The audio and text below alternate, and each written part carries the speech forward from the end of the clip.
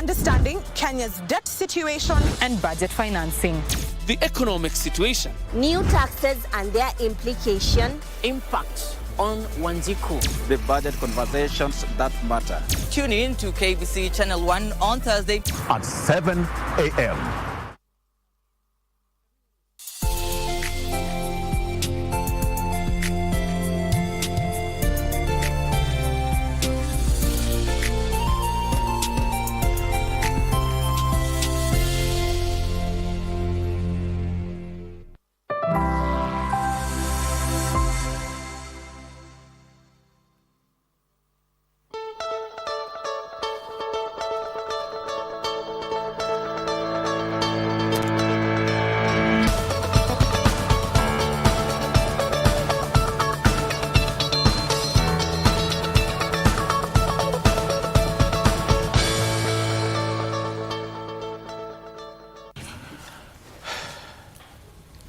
It's the 13th of June 2024, the day that the country gets to know or to hear what the CS Treasury, that is CS Njuguna Ndung'u, is going to present in Parliament today. Today is budget reading, and you can rest assured that we'll give you a detailed coverage of the budget reading process, and we'll be in every part of the nation. We have reporters in Mombasa, Kisumu, and also we'll be talking to wananchi here in Nairobi CBD just to get a feel of what they expect and also their sentiments towards the Finance Bill 2024. So you want to tune in here at KBC Channel 1. Welcome to Good Morning Kenya. My name is Mike Migu, and I'm not alone in studio today. Marie, how are you?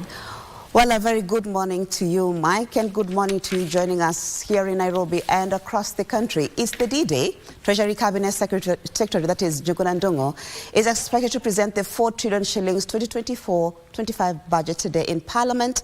My colleagues are stationed across the country, from Nairobi to Mombasa and all the way to Kisumu. We are ready to keep you abreast of what Kenyans are saying about the budget, who are the beneficiaries of this budget, and so forth. All that coming up during our live coverage this morning. My name is Marie Yambo, and happy to be here to just bring you abreast with what is going to be happening today. You know what, Mike?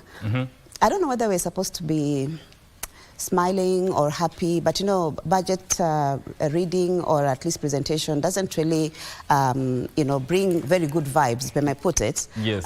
Because it could also mean that we're supposed to be digging deeper into our pockets. Yes. So we'll be getting to know all that. But before Mike, before you comment on that, let me introduce my colleague, and that is Victor Olo. Right. It's going to be a very busy day, by the way, today. Yes. For almost all the media houses. And by the way, that's happening across East Africa.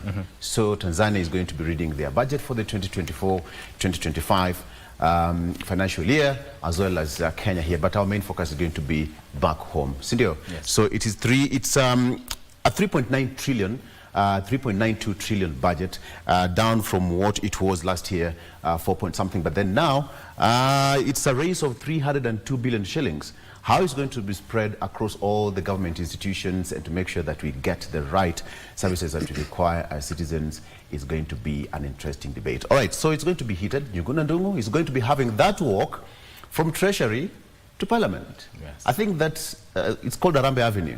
Must be one of the most famous avenues in Kenya, so to speak, since independence. What do you think, Marie? All manner of ministers have walked through that. It's almost like 300 meters. Yes. Right. You remember the briefcase? Exactly. Yes. Do they still carry it to... Yes, they do. And Yes. they still do that? Yes, they do. Okay. Initially, we used to think when we were young that there was money inside that briefcase. There was no money. But anytime a minister of finance or cabinet secretary would walk from Treasury to Parliament buildings, you think, hey, so there is money there, Yes. 3 trillion, 9 trillion. We all got it all wrong. And now we are here. Yeah, and wondering if all that money he's talking about really fits within that box. Yeah, we didn't see it. By the time it was coming from Treasury to Parliament, there was money. But now we are seeing papers. But what I'm looking forward to hear is the views of Kenyans and their expectations towards this budget, given also the proposals that are captured within the Finance Bill 2024. What are your expectations? So we'll be unraveling that, and as we speak to Kenyans within the streets of Nairobi to find out more what they expect and how they feel the current taxation environment is doing to them. I could almost tell you, Victor and Mike, people will be glued on their screens today. Yes. And I don't think they'll be happy because I think people are already grappling with too much. And budget reading day doesn't really always bring the good news that people are expecting. Yeah. I don't know, Victor and Mike, what do you people expect? I mean, just generally, Victor, what do you expect in this budget? Or what would you have loved to see in this budget? Well, that is a big question that we'll be answering from 7 a.m. Marie? Yeah. Okay. Can we just hold it up to that point? I will. Yes. All right. Thank you.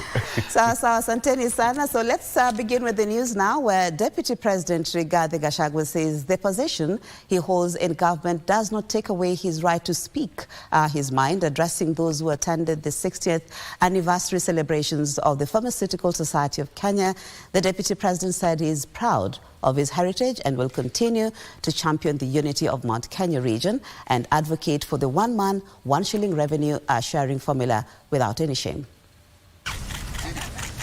Deputy President Rigathi Gachagua arrived at the White Sands Hotel in Mombasa to join over 800 pharmaceuticals mark 60 years of existence under the Pharmaceutical Society of Kenya. The Deputy President making it clear that his position in government does not stop him from speaking his mind. Sasa wewe machovu ukirudi Kisii hata kama unaitwa president, what business do you have going to address us over there? Sio itakuwa ni majivuno na maringo. Tuache madharau. Tuache. Let's be simple people, because it's good to be simple. Chiding those calling him a villager, Gachagua elated a light moment among attendants, saying once he gets to Nairobi and after the budget, he will be retreating to the village to be with the locals, lest he is branded an outcast. Kila mtu wako pahali alitoka. So kila mtu wako na kwao.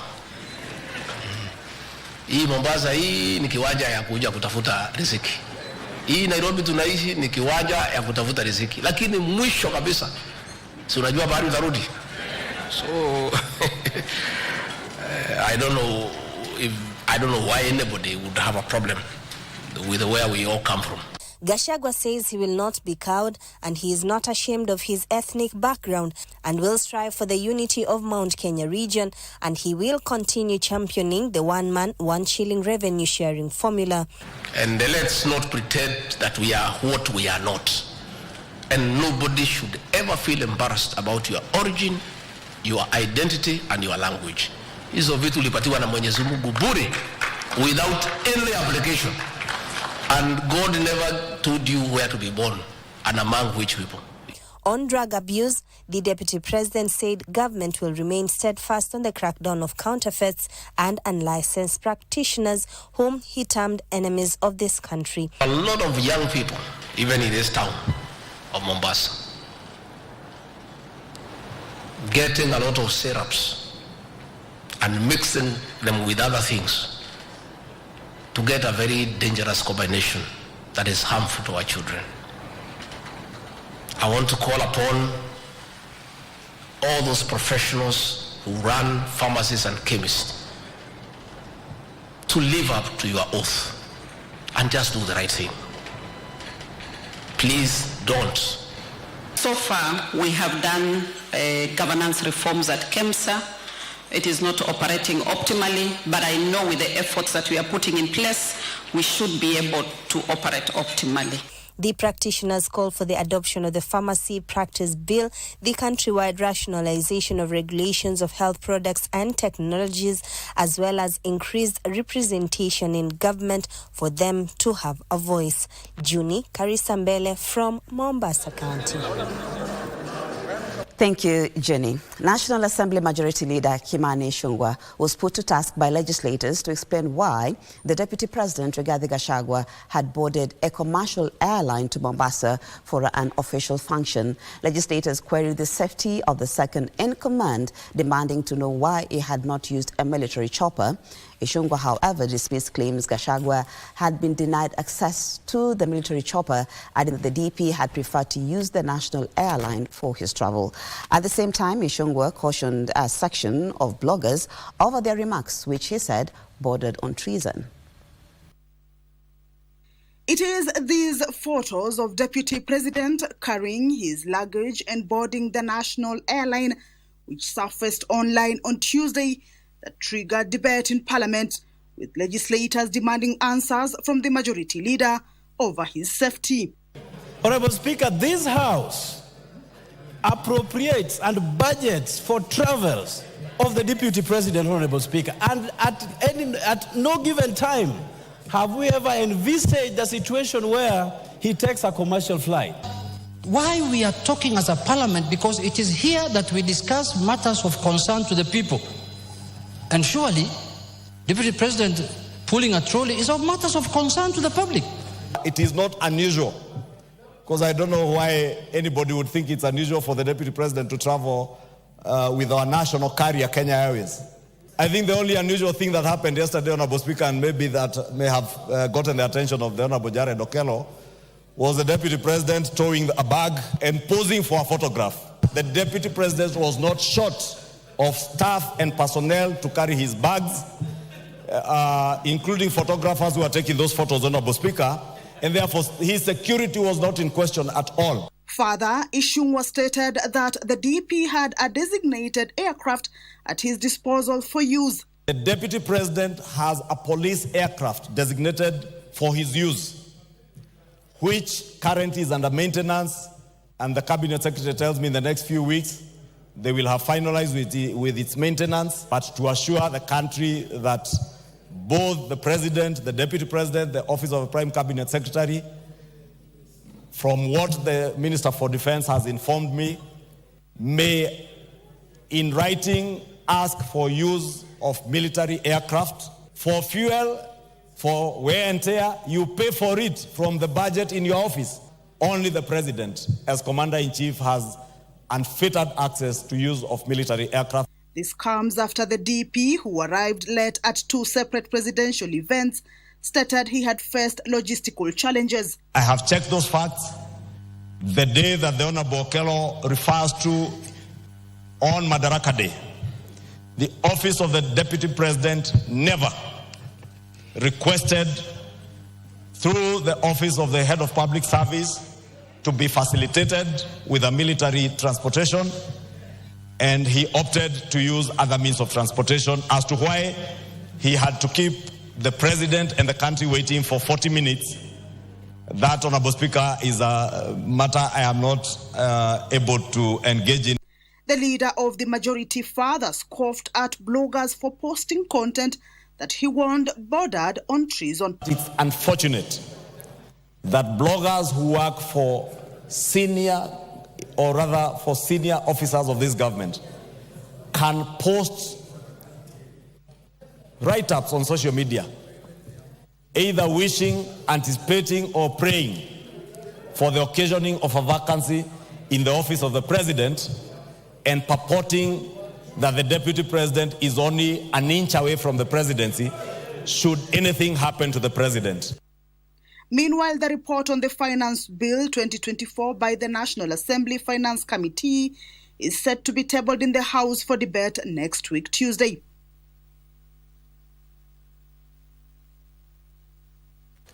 Kamche Menza reporting. Several countries have thrown their weight behind Kenya's quest to send police officers to Haiti to restore peace in the war-torn Caribbean nation. Presenting their credential to President William Ruto at State House Nairobi, ambassadors from Tunisia, Chile, Peru, Egypt, Argentina and Jamaica committed to support Kenya in the proceed with the planned deployment, that is. The president told the envoys Kenya was committed to restoring order and tranquility in Haiti. Wednesday morning at State House Nairobi, envoys from North Africa, Latin America and from the Caribbean presented their credentials to President William Ruto. The new envoys are to represent Tunisia, Chile, Peru, Egypt, Argentina and Jamaica. The envoys were accorded military honors, the first of its kind by the Kenya Air Force led by their commander, Major General Fatma Ahmed.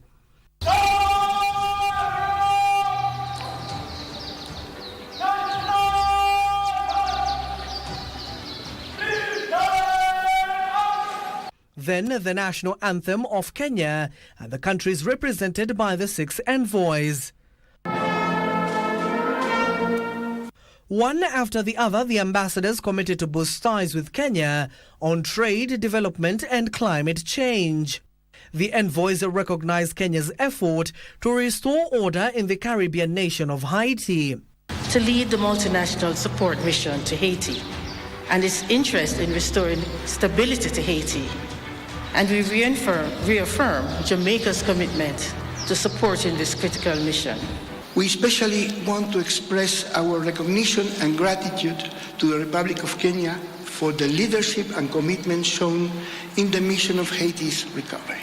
The decision of your government to lead a multinational security support mission in Haiti and hopes that its success will benefit the Haitian people and the Latin American and Caribbean region. The president saying his mission was to see Haiti regain normalcy.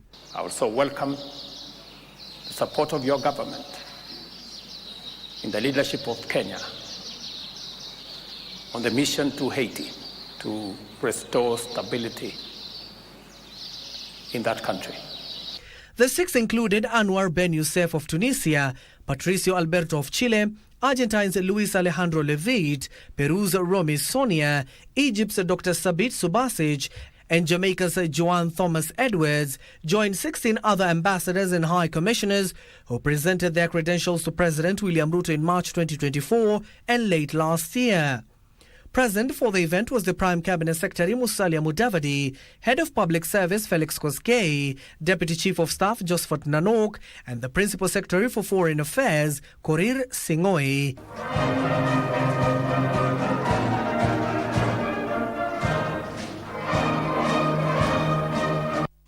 Interior Cabinet Secretary Kithure Kindiki has taken a swipe at leaders engaging in succession politics, urging them to instead focus on pushing the country's development plan. At the same time, he stated that the painful decisions taken by the government have since stabilized the country's economy, citing a decline in food prices such as maize flour, that is. Kindiki was speaking during a public participation exercise in the medium-term plan framework under the Vision 2030 program. He called on stakeholders to ensure proper planning as part of plans to become an industrialized middle-income country by 2030.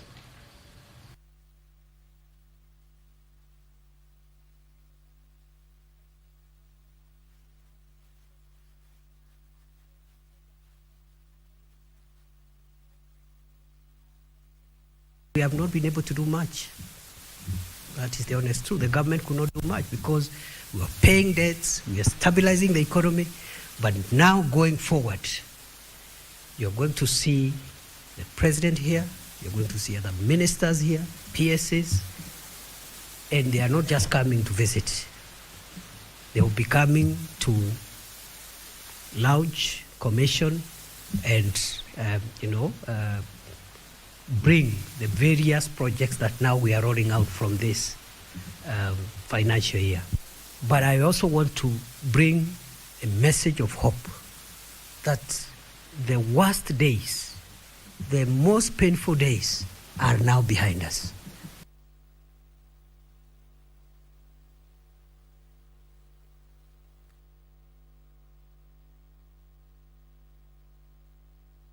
With the country currently...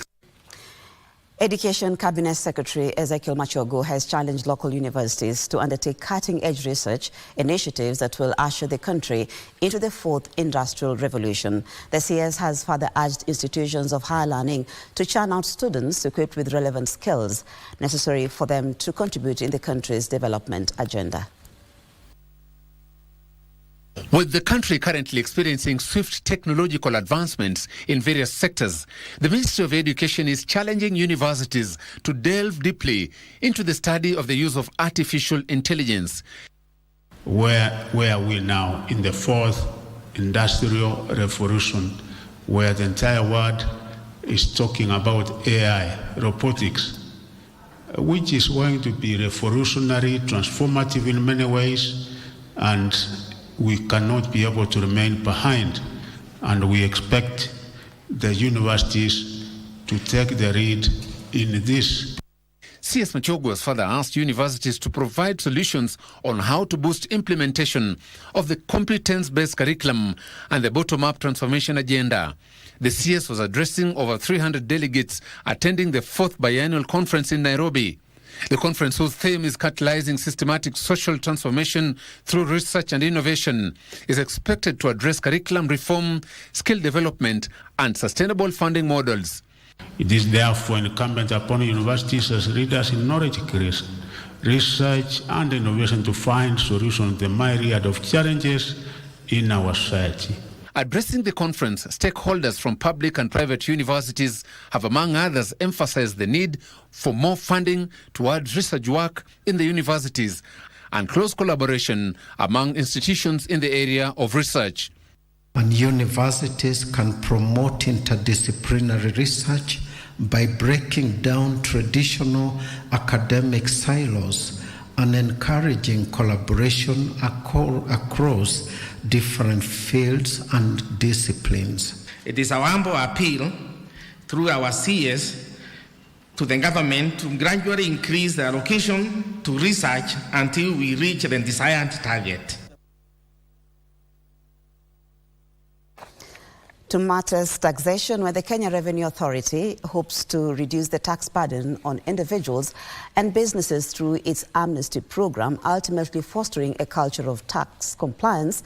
The taxman and its media partner, the Kenya Broadcasting Corporation, staged a roadshow in Nakuru County to sensitize taxpayers in the county to take advantage of the amnesty period and update their records.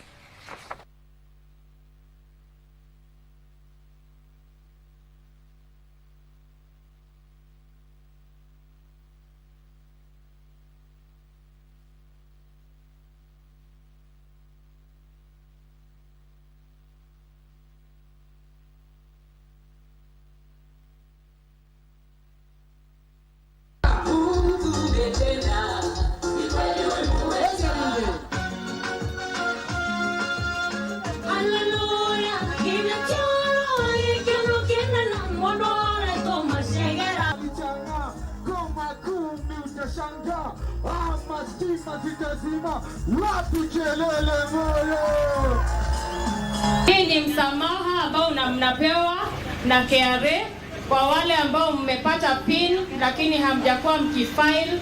Kwa hivyo mmekuwa na penalties, mmekuwa na interest. KRA imekuja kuwasamehea. Kuanzia leo mkifile, hizo madeni zote zitasamehewa.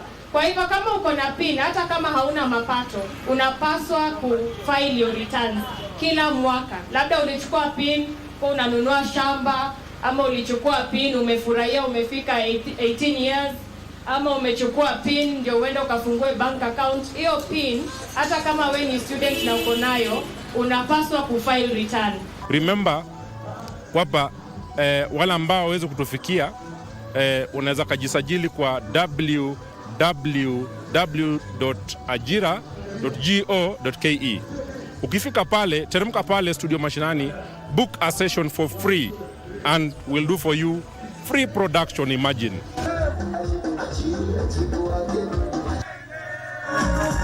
The Kenya Broadcasting Corporation has partnered with Kenya Tissue and Transplant Authority in a blood donation drive ahead of the World Blood Donor Day, set to be commemorated on the 14th of June. The 3 days initiative is targeting to collect 600 units of blood, with over 200 units already donated. Kenyans have been urged to support the initiative and help save lives.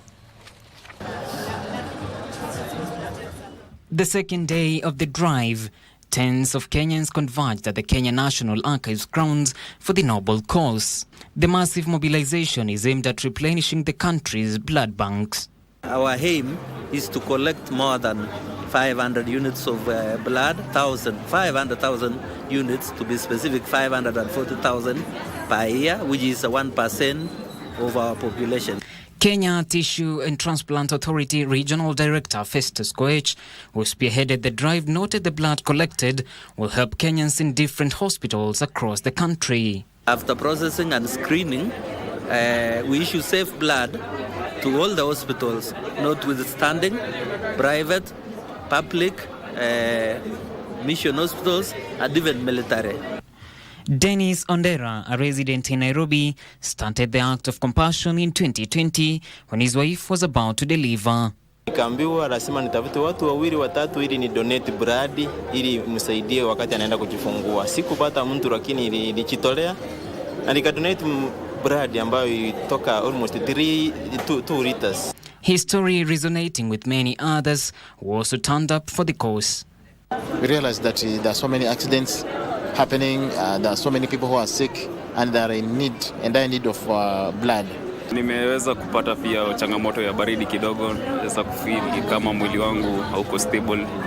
Lakini msai kuanzia sasa na I think niko na hiyo confidence next time ndaza kuja hapa. Meanwhile, Cooperative University Vice Chancellor Kamau Ngamau has called on the university students to join other Kenyans in the initiative. We have a very serious blood bank deficit in the country. At the population we have, we should be having at least 1 million pints per year donated annually. Well, that story brings us to a fast break of the bulletin. I'll be back with more news.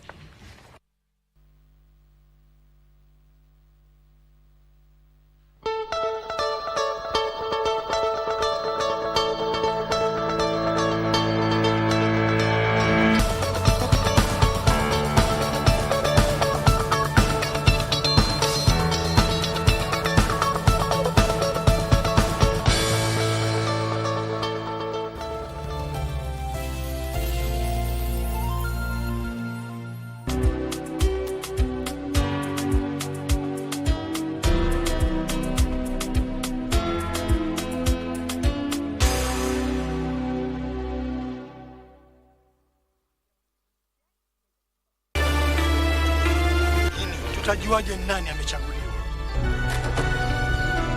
Mimi hata sijui kwa nini baba aliona mimi nafaa kuwa kiongozi wa kisiwa hiki. Lazima upiganie. Acha utoto. Wewe kama mbura kutawala kisiwa hiki kuna kusumbua, basi katafuta mahali pengine uende. Nyanya sitanyamaza. Na kama utaniambia kwa nini lazima Jasira mchumba wangu, mimi sitamkubali.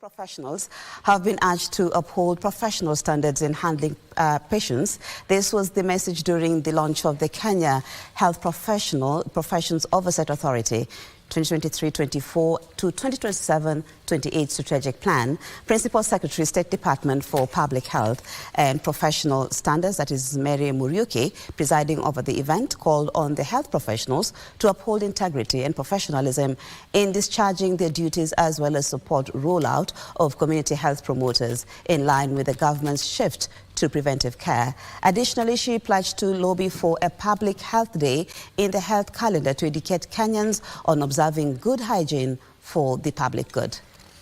Now, we have a request from the media that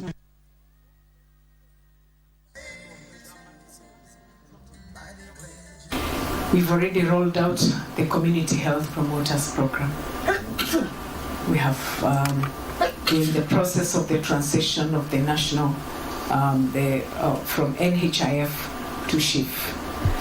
And it is up to us from our agencies to equally get engrossed in the activities that are there.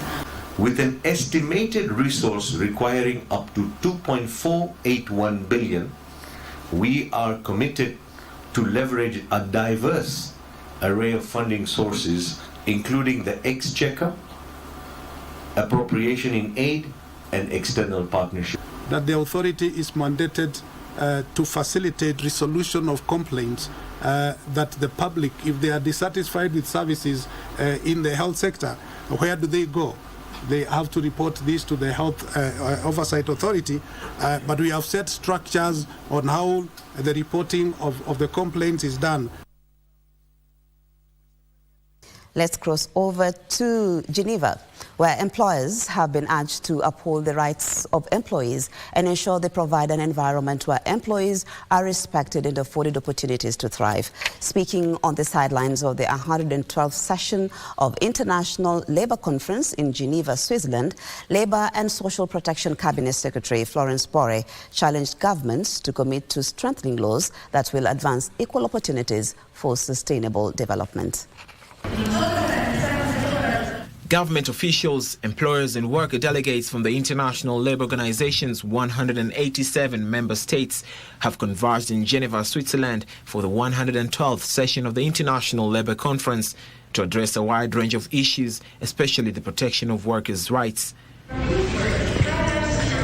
Speaking on the sidelines of the meeting, Cabinet Secretary for Labour and Social Protection Florence Bore called for a renewal of social contracts to help move towards decent work and social justice. We are here just to ensure that we know what Kenyan workers should be able to have and what are we going to engage in going forward. Ours as a ministry is to ensure that we get solutions. We have problems that we have had, especially during the floods, where Kenyans have lost lives, Kenyans have lost property, Kenyans have lost shelter, and we want to look for ways on how to engage them and ensure that they get social justice. Bore also held bilateral talks with several countries, including China, India, Kazakhstan, Kuwait, to further talks on labour migration to create job opportunities for the Kenyan unemployed youth. And as Kenya, our focus is on the world of work, is generally to ensure Kenyans are able to get work within Kenya and outside Kenya. The agenda for this year's International Labour Conference includes a standard-setting discussion on protection against biological hazards, a general discussion on decent work and the care economy, and a recurring discussion on the strategic objective of fundamental principles and rights at work. The meeting began on 3rd of June and ends on Friday, the 14th of June 2024.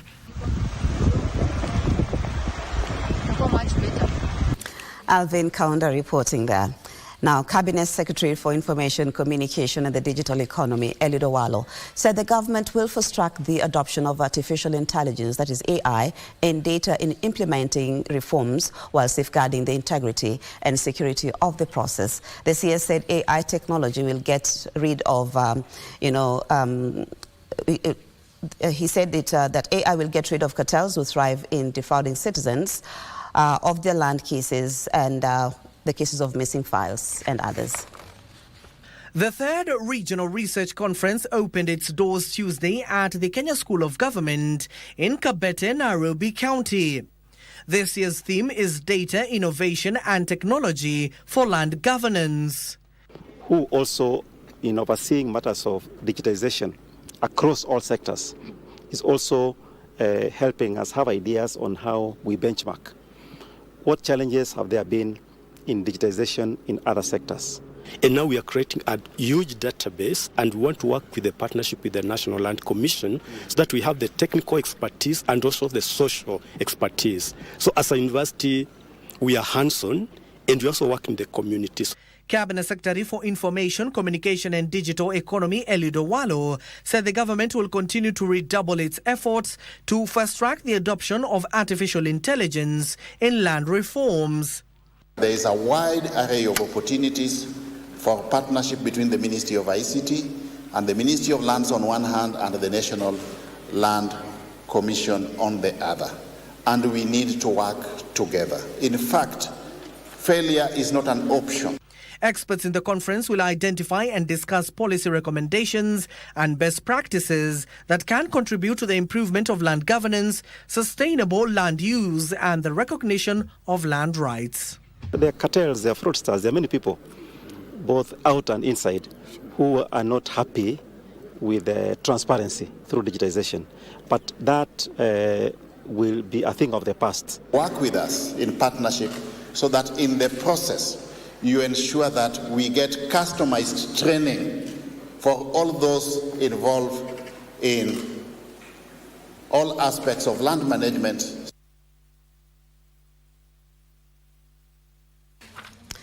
Now, the budget-making process is a systematic and structured procedure involving multiple stakeholders, such as the executive, parliament, and the public.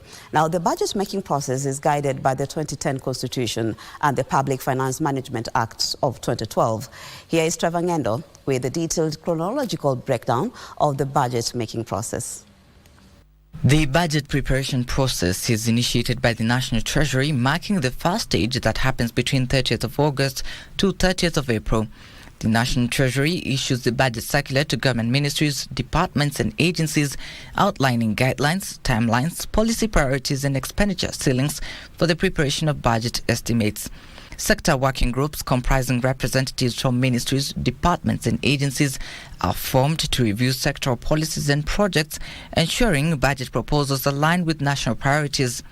The National Treasury prepares a draft budget policy statement outlining the government's fiscal policy, priorities and budget framework for coming financial year. The National Treasury prepares a draft budget policy statement outlining the government's fiscal policy, priorities and budget framework for the coming financial year that is submitted to Parliament by 15th of February. Ministries, departments and agencies justify their funding requests before the National Assembly and engage the public to gather input and feedback on budget proposals. Then they submit their budget proposals to the National Treasury for consolidation. The second stage is allocation and approval, which happens between 1st of May to 30th of June. During this period, the National Treasury prepares a final draft budget policy statement, which is reviewed by the National Assembly's Budget and Appropriations Committee after input from ministries, departments and agencies and the public. The final budget estimates are detailed in the budget statement. The Cabinet Secretary for the National Treasury presents the budget policy statement on the second Thursday of June. This is followed by parliamentary debate and approval, where the National Assembly debates the budget statement and the accompanying appropriation bill, which authorizes the government to withdraw funds from the consolidated fund for specific purposes. Thank you, Trevor Ngendo, for that report. Now, players in the digital service sector are opposed to introduction of significant economic presence tax in this year's budget as a replacement of the digital services tax, under which taxable profit shall be deemed to be 20% of the gross turnover and income tax charged at the rate of 30%. On the other hand, financial service providers say the proposed increase of both excise duty and VAT on financial services could slow the growth of the sector and negatively affect financial inclusion. Regina Manyara has compiled views from various businesses and professionals on how the measures proposed in this year's budget are likely to affect the different economic sectors. Honest, financial services are already subject to excise duty at 15%. The understanding when excise duty was being introduced is because VAT was not levied on these financial services. There's even a proposal to revise this excise duty rate from 15% to 20%. So levying additional 16% on them will basically take the transactional taxes on financial services to give or take 39%. Our digital services tax, which is currently at 1.5%, but the way the bill is framed, in a lot of words, is to increase the rate from 1.5% to actually 6%. That's what we're trying to do. And while this is informed by what is happening globally, either at the OECD level and what other countries are doing, we want to have the significant economic presence tax go together with minimum top-up tax. And basically the election at a global level is to decide, do you want to do digital services tax or do you want to do minimum top-up tax? So that if we go the digital services tax route, then we don't go through the route of global minimum tax. Plastics are subject to excise tax, glass is subject to excise tax, cartons are subject to excise tax, which are critical components in a finished excisable good product. We are saying that the credit be extended both to raw materials and also to packaging materials. A number of investors have already put in their money for construction of these houses.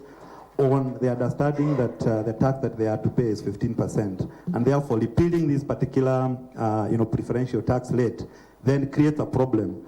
And therefore, Chair, we propose that we put a proviso that the 15% will continue to apply so long as the construction company had received, the applicable licenses from the county government before the commencement of this proviso. Harmonize the due date of the payment of withholding taxes to 20th. I know we had put it on to 10th, but further consultations, we are saying anything withholding, we should harmonize it to 20th.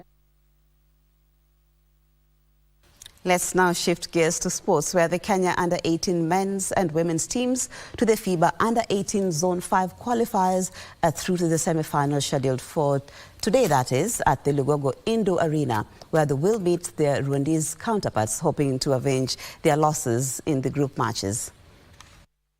The Kenya Under-18 men's basketball team lost their opening match to Rwanda by 52-81 baskets before they recovered to beat Tanzania 95-81. They, however, lost their third match to Uganda, who beat them 86-58. The women's team, on the other hand, won their opening match against Tanzania, whom they beat 57-47, but lost their next games to Uganda, who beat them 97-47, and Rwanda, who beat them 56-47. They're down by 3 points. Very good ball movement. Oh, to the basket, block shot. Oh my goodness. Uganda will face Tanzania in the second women's semi-finals, while Tanzania will play Uganda in the other men's semi-finals. Oh, very good rebound. Offensive rebound. Next time she does that, it's going to be a technical foul. The 6-day championship comes to an end on Friday in Kampala, Uganda, with the best teams securing a slot in the 2024 FIBA Under-18 African Championships, slated in South Africa in August. Seconds to the end of the... Oh, she goes behind the back with the handles there. Well, that's where we end the bulletin this morning. Thank you so much for your time, but keep it Channel 1, because as you know now that the budget reading day is today, but before that time, that's going to be in the afternoon, we have a lot of coverage in as far as the budget is concerned. And so right here in studio, Victor Lo is already in with our guests, ready to unpack for you all about the budget, the 2024-2025 budget. So from me, my name is Marie Yambo, and hope to see you again later in the day, hopefully. But at the same time, my colleagues are stationed all across the country, ready to bring you up to speed with what is happening as far as the 2024-25 budget is concerned.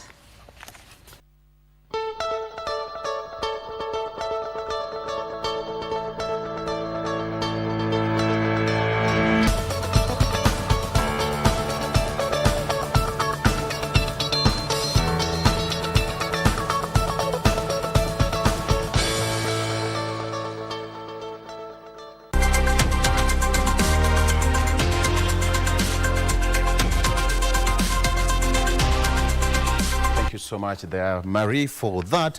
Today being that day for the country, of course, we'll be taking a look at exactly what is going to be transpiring at the Parliament buildings. That is later in the afternoon. Remember, our reporters and colleagues are spread across the city and, of course, across the country to give us a blow-by-blow coverage of what you should be expecting in this current budget that is going to be read by Professor Njuguna Ndung'u. It's going to be an interesting debate with so much expectation from Kenyans, parliamentarians, and even the government on how this money is going to be collected to run the affairs of this country. Let me start in studio. I have got Jacqueline Kakai, who is an accountant, CPA, I get it right, CPA Jacqueline Kakai. She's an accountant, Association of Women Accountants of Kenya, joining me in studio so that we can just crack some of the figures and numbers that we have in the budget 2024-2025. Karibu sana, Jacqueline. Thank you so much. Let me get it right, CPA. Yeah, thank you. That's the so right much. way. Yeah. Okay. Karibu sana. Thank you so much. It must be a very busy day for you people, the CPAs, the accountants, and Kenya in general. What do you expect? Let me start with you. We're expecting, I think, always say the usual. Yes. Because each year, again, at the same time, there are always now the budget estimates, and Kenyans are always expectant, and I think this time we're expecting a very ambitious budget. Yes. How ambitious is it going to be this time around? I feel it's very, very ambitious. Things might look good on paper, but it's going to take a lot of work to implement and ensure that we get the revenue as targeted. Yes. Yeah. One question that somebody is asking, why tax mkate? Of all the things, from 65, there's going to be an increase of 10 shillings. Why in tax mkate? I think differences in views is one of the reasons why they might tax bread, because I think the rich maybe may look at bread as a luxury, but the poor looks at bread as a necessity, because it's way even cheaper for them to run to a shop and just buy bread and have it as breakfast. Some even go up to using it as for lunch. But now that we want to tax it, I don't know how the common mwananchi is going to take this. Yes. There's already a lot of noise on the ground regarding that. Yes. 302 billion shillings targeted to be raised in the next financial year. Do you think it's sustainable? As I had said earlier, it looks good on paper with the finance bill, but it's very ambitious. And an ambitious budget needs for the Kenya Revenue Authority to be very strict to increase the tax base. And we don't know how attainable it is, because even at this point, they have not achieved what they are to collect the previous financial year. So it's going to be very difficult. It's going to hurt Kenyans. I think we should just fasten up our belts. That sounds like a threat. That sounds like a threat.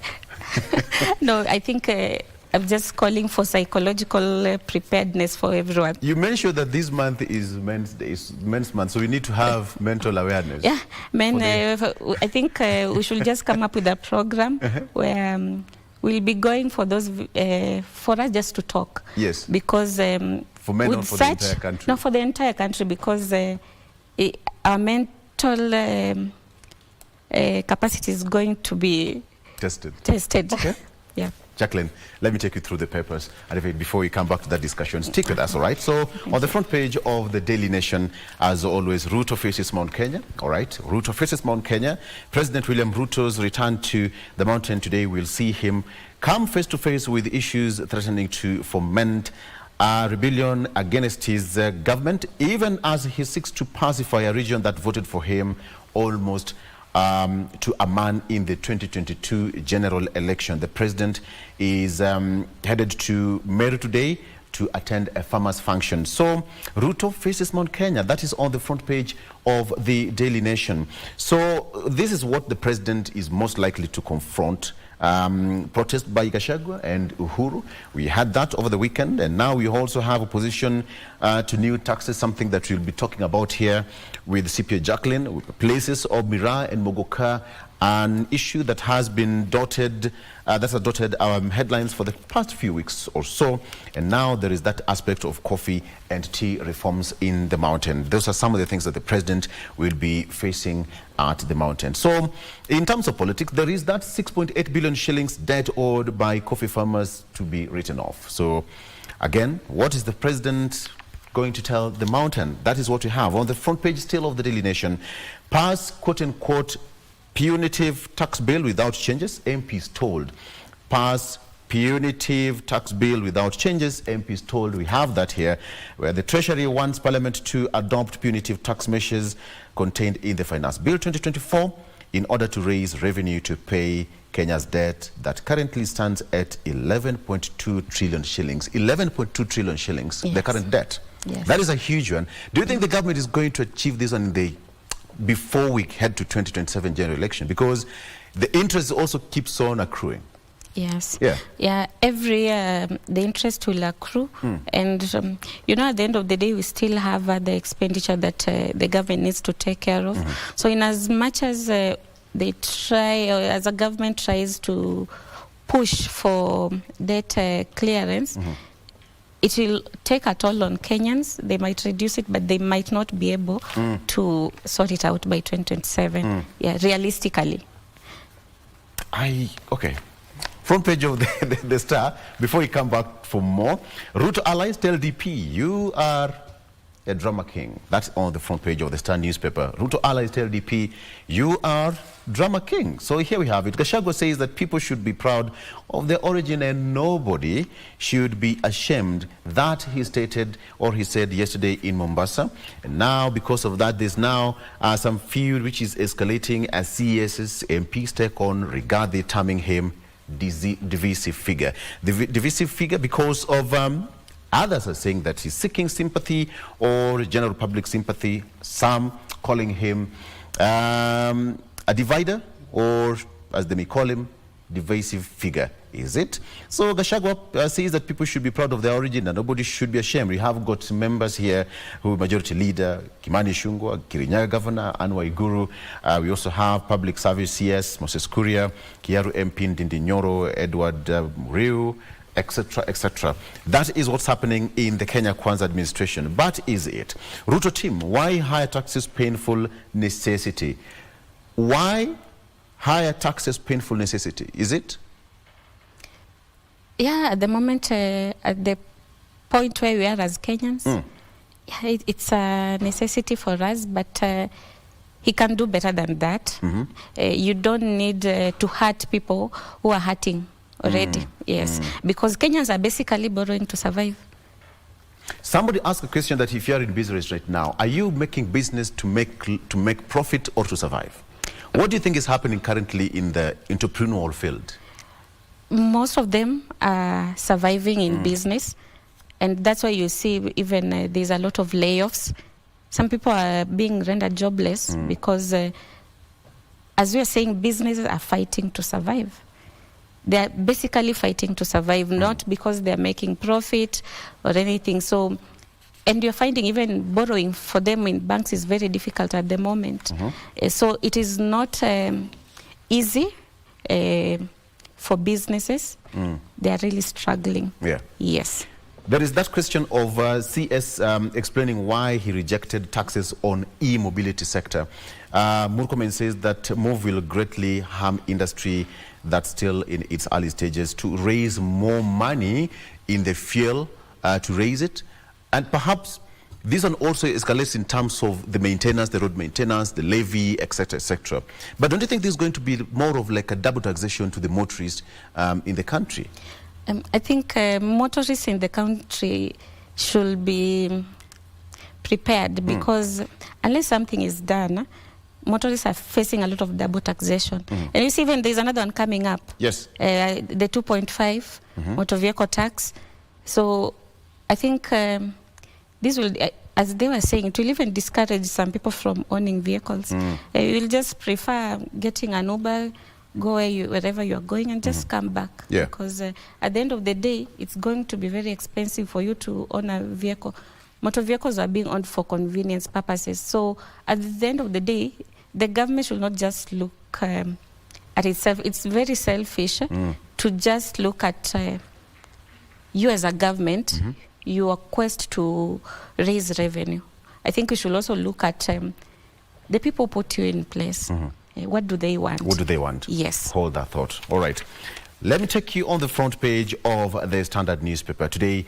Tax paying, but what's there for show for it? That is on the front page of the Standard newspaper. Tax paying, but what's there to show for it? We have got Professor Njuguna Ndung'u, the man of the day today. The Treasury CS will today deliver President Ruto's second budget at a time when Kenyans are up in arms over high cost of living. But even as the minister leads fiscal and policy measures to grow the economy, questions are being asked of what the government has to show for the increased tax burdens on Kenyans. So what's inside? Again, Standard has broken it down here. There is that aspect of expectation where Kenyans have now listed their wishes for the 2024 budget. Again, the CS's big reveal will be Njuguna Ndung'u's pull on an S. And all you need to know about the A to Z on this year's financial, this year's budget.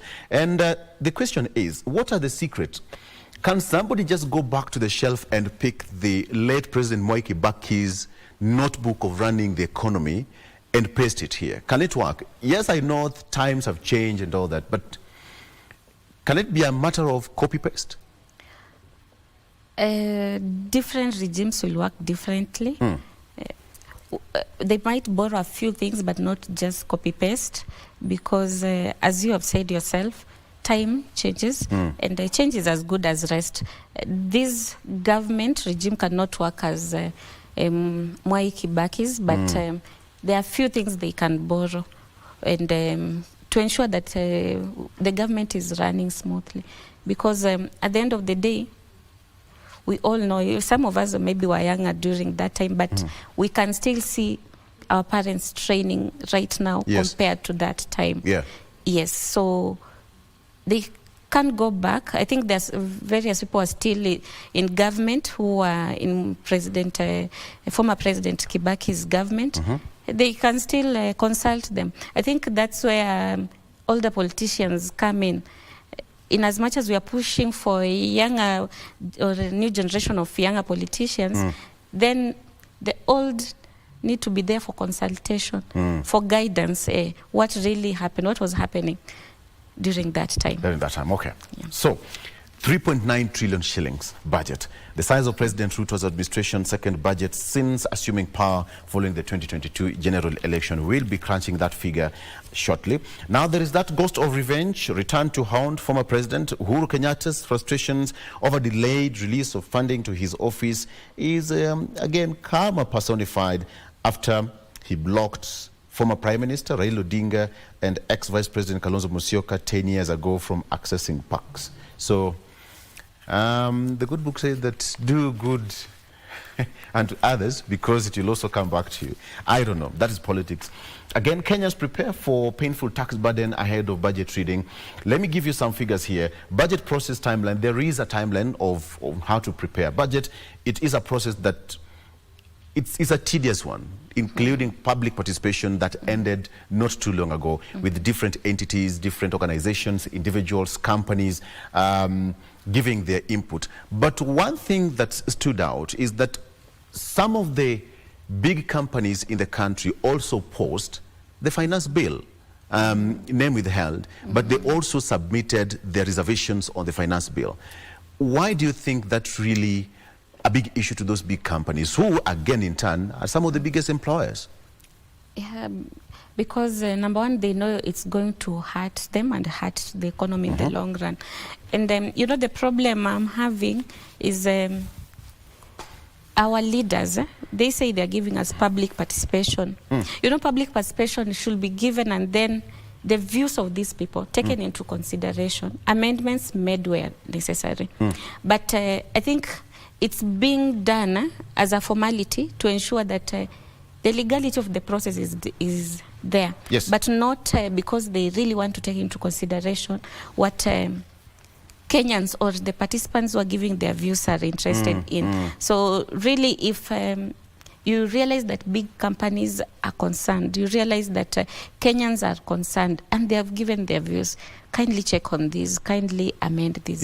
I think that it should be something that should be taken into consideration.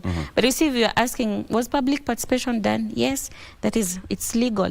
I think it's more concerned about the legality of the process than actually getting the feedback from the people. Yes. Okay. All right. CPA, Jacqueline, Kakai, let's take a break. When we come back, I still want us to go through certain issues here. But before we take a break, Jacqueline, what do you make of this? There's this cartoon here that I want us to come and take a look at when we come back. This is the good professor, Njuguna Ndung'u. I don't know whether it's a black ball or something. I have no idea. And he's sitting on it, and here there's a small chain and there's some fire. This is like a time bomb, ready to explode.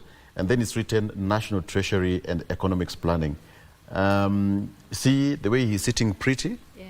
And the question is, will economics professor pull a miracle to rescue Ruto's economy? I want us to interpret this cartoon when we come back. All right, stay with us.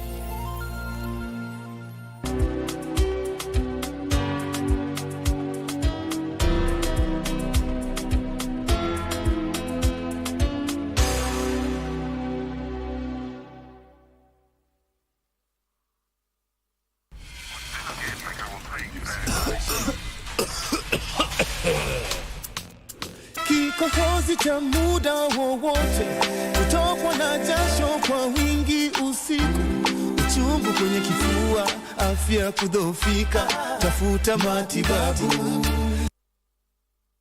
Eat. I'm coming. Nisaidie tu na hizo 70 hours zingine, alafu mimi ndakuwa nimekusort. Don. Hatuwezi pea mtu loan kama hana garanta. This is business. Buda, unajiingizaje kwa mess kama hiyo? Bingwa TB, TB waishi poa.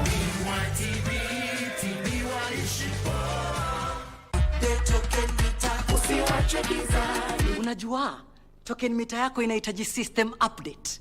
Ni rahisi na ni free. Ukipata ujumbe kutoka Kenya Power, yani SMS, weka kodi ya kwanza kureset, alafu weke kodi ya pili kuupdate ili token mita yako iendelee kufanya kazi kama kawaida. Update token mita yako. Ujumbe huu umeletwa kwako na Kenya Power and Lighting Company. The phone calls and the text messages, for the last 72 hours. They will be suspicious, Alice. Can you stop micromanaging? I on the goal. You have to promise that you will not tell anyone. You can trust me. I need every detail. Kila kitu, umesikia? You can trust me. Good. Both missions. Sawa. Yeah, I got what I wanted. I know exactly who you are, George. That's nice.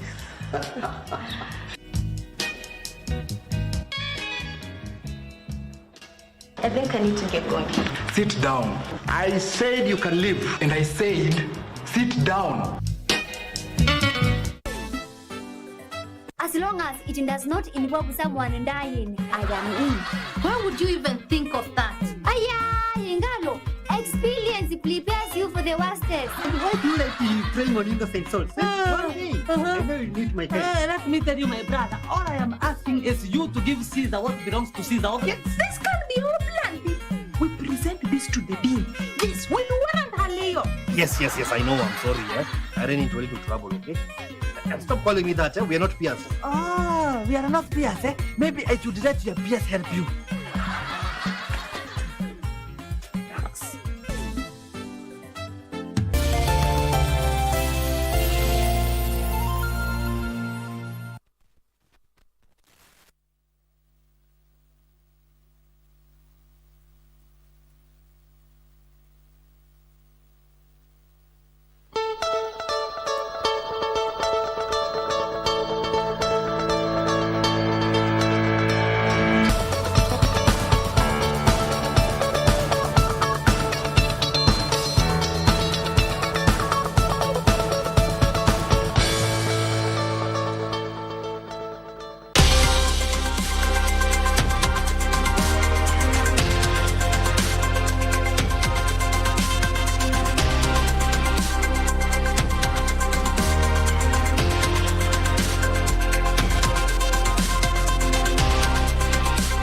Budget 2024-2025, this is where you get the entire 360-degree coverage of this year's budget reading that will be read by the Professor Njuguna Ndung'u at Parliament Building later in the day. Before we took a break, allow me to introduce another guest who've just joined. The train left the station, but umetupata tujafika Mtito and we are just around here. Karibu sana. I'm talking to George Mwangi. George Mwangi is an accountant, LLP senior tax consultant as well. So I have got some two heavy brains in studio to help us crunch these figures. Karibu to the program. Karibu sana. What do you make of this year's budget? Let me get your word on that. Okay, let me start by saying that budget is about raising revenue. And all the tax proposals that you get are largely about raising taxes for use by government. Government relies on money raised by the public. So any proposal that is made is largely meant to raise that revenue. Hold that thought. Before you came, Jacqueline, I gave you an assignment. How do you interpret this caricature here? What do you make of this? That is Professor sitting on a time bomb, and then there is some fire that has been lit at the tail end of the chain there. What do you make of it? Yeah, it's telling us that it's only a matter of time, but it will all depend with how the professor is going to handle this, because it's not just about what you learn in class when you become a professor. Now you'll have to put it in place. His hard task now is, I think he's supposed to ensure if he's collecting these taxes from Kenyans, then he should ensure also it's being very well utilized. Because if it's well utilized, then Kenyans might not feel as much pain as they are feeling right now. So it's a matter of time. He has a case to prove. He has to show Kenyans that he's doing the right thing. Because you don't see the need of why you are paying taxes and then you're walking on a road with potholes. So it's a matter of time. He's being given time. You see, there's already fire at the tail end. Why the small fire? Yeah, because it's just the beginning. That's what I'm saying. It's a matter of time. That is the beginning of the fire. So he has a long way to go. And you can see that fire, they can either put it off if the taxes are well managed, or at the end of the day, it might as well spread and even ban him. Yes. But from here, you can see the way he's sitting pretty in a blue suit. Yes. The other smiling and quite oblivious of the fire that's just coming just behind him. You know, it is also telling him that he just doesn't know what is coming behind from him. So he might sit pretty, he might be relaxed, but I think mentally he's not as relaxed, because if the government fails, they'll say the cabinet secretary during that time was Professor Njuguna at that point. So what did he do? So he should not relax that much. I think more pressure is coming to mount on him. Yes. Okay. So let's take a quick one. I'll come back to you. And by the way, my guest, George Mwangi, is GMK Accountants LLP. GMK. Quite a big coincidence, because this is also called GMK. Good morning, Kenya. So welcome to your program. Thank you very much. Yes, we are GMK Accountants. GMK. We share a name in that. Okay. Yes. All right, let's cross over to Alan Naoko. Alan Naoko is out there in the field at the Treasury, in the CBD. Let's just get to hear from him what he has to say on this particular day when we expect Professor Njuguna to have that famous walk from Treasury to Parliament later in the afternoon. If Alan Naoko is ready to give us that, there you have him. Alan, good morning. It's a chilly day, and I can see behind you that is you're ready for this particular day. Let me ask you this question. First of all, you are a taxpayer, but bring it down for me that what does this really mean to you as a citizen, even as you expect the professor to give us the budget in the afternoon today? Very good morning to you. This is the 13th of June 2024, a day where we've been waiting for the budget reading day. We are coming to you from the National Treasury, indeed, inside the workings of the preparation of the budget reading. We do expect CS Professor Njuguna Ndung'u to actually present the budget, but before that we will of course try and catch up with him here inside the offices where we see the preparations happening live. How does it happen? Our viewers of course want to see what goes into the budget making process at the tail end before the reading of the budget. What happens to the CS and what goes through his mind? That is what we are about to show you as we continue with the rolling of the morning right now. Of course, we are pitching tent here up to the afternoon when he will present the briefcase, the iconic briefcase outside the Treasury building, where we usually see a cacophony of videographers and journalists, a battery of journalists taking photos of the briefcase. Here, we will give you the color as well as the sights and sounds of what happens here exclusively on Channel 1. Remember, the budget reading process is a complicated one, but it is something that we are hoping to show our viewers from a summarized point of view. Remember, the budget has an expenditure side which is actualized through the appropriations bill, and the revenue side which is actualized by the finance bill, which is the one that has been having its public participation with the Finance Committee in Parliament buildings and elsewhere, as Kenyans have been giving their views, manufacturers, all the stakeholders who are concerned with all the proposals that have been happening in this particular finance bill. But remember, the finance bill comes after the budget reading. Even so, this is because it is a tradition that the budget is read on the second week of June, which is D-Day and today. And of course, we will catch up with, of course, the rest of our crew, where we'll also be talking about, we'll talk to Wananchi just to get a feel of what they feel about this budget process. What are their expectations? What do they want to hear from the minister at this point in time? And of course, remember, when it comes to the budget day, it's usually a very busy day, both for us journalists and also the people who are supposed to present it. We will, of course, keep touch with all that as we continue.